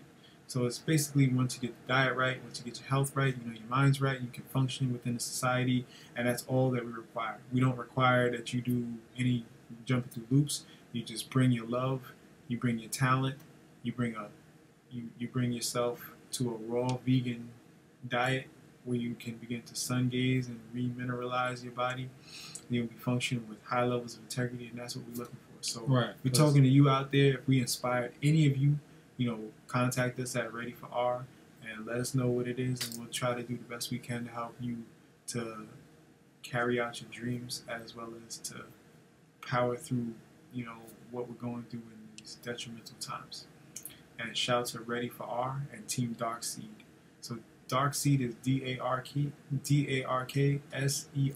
Pronounced Dark Side, though, right? Yeah, Dark Side.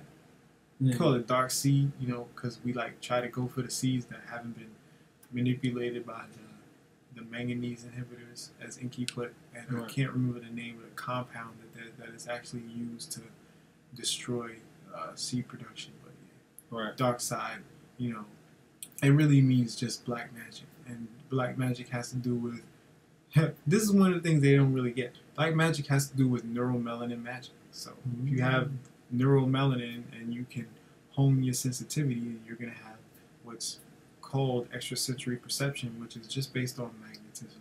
And it is a function that we just are given that this society chooses not to acknowledge. So that's what it's really about. And that's the melanin that Bobby Hemmel was talking about. We all, as a human species, we are all at our core functioning like with neuromelanin. But it's also how that neuromelanin is translated inward and outward, and what is in between the neuromelanin and the outward expression that has an influence on things. So we'll cover that at some other point in time. I think this is going to be about a wrap. So yeah, eat your raw veggies and fruits. Get your raw veggies and fruits. Drink your water and coconut water. Most definitely. Do your reading and your research. Yep. Carry yourself with integrity and love towards others. And that doesn't mean to be, you know, submissive to evil, because one of the things, as far as I would consider being humble, has to do with being able to point out the truth and have the integrity and courage to say something where nobody else will. And that's what we're doing right here.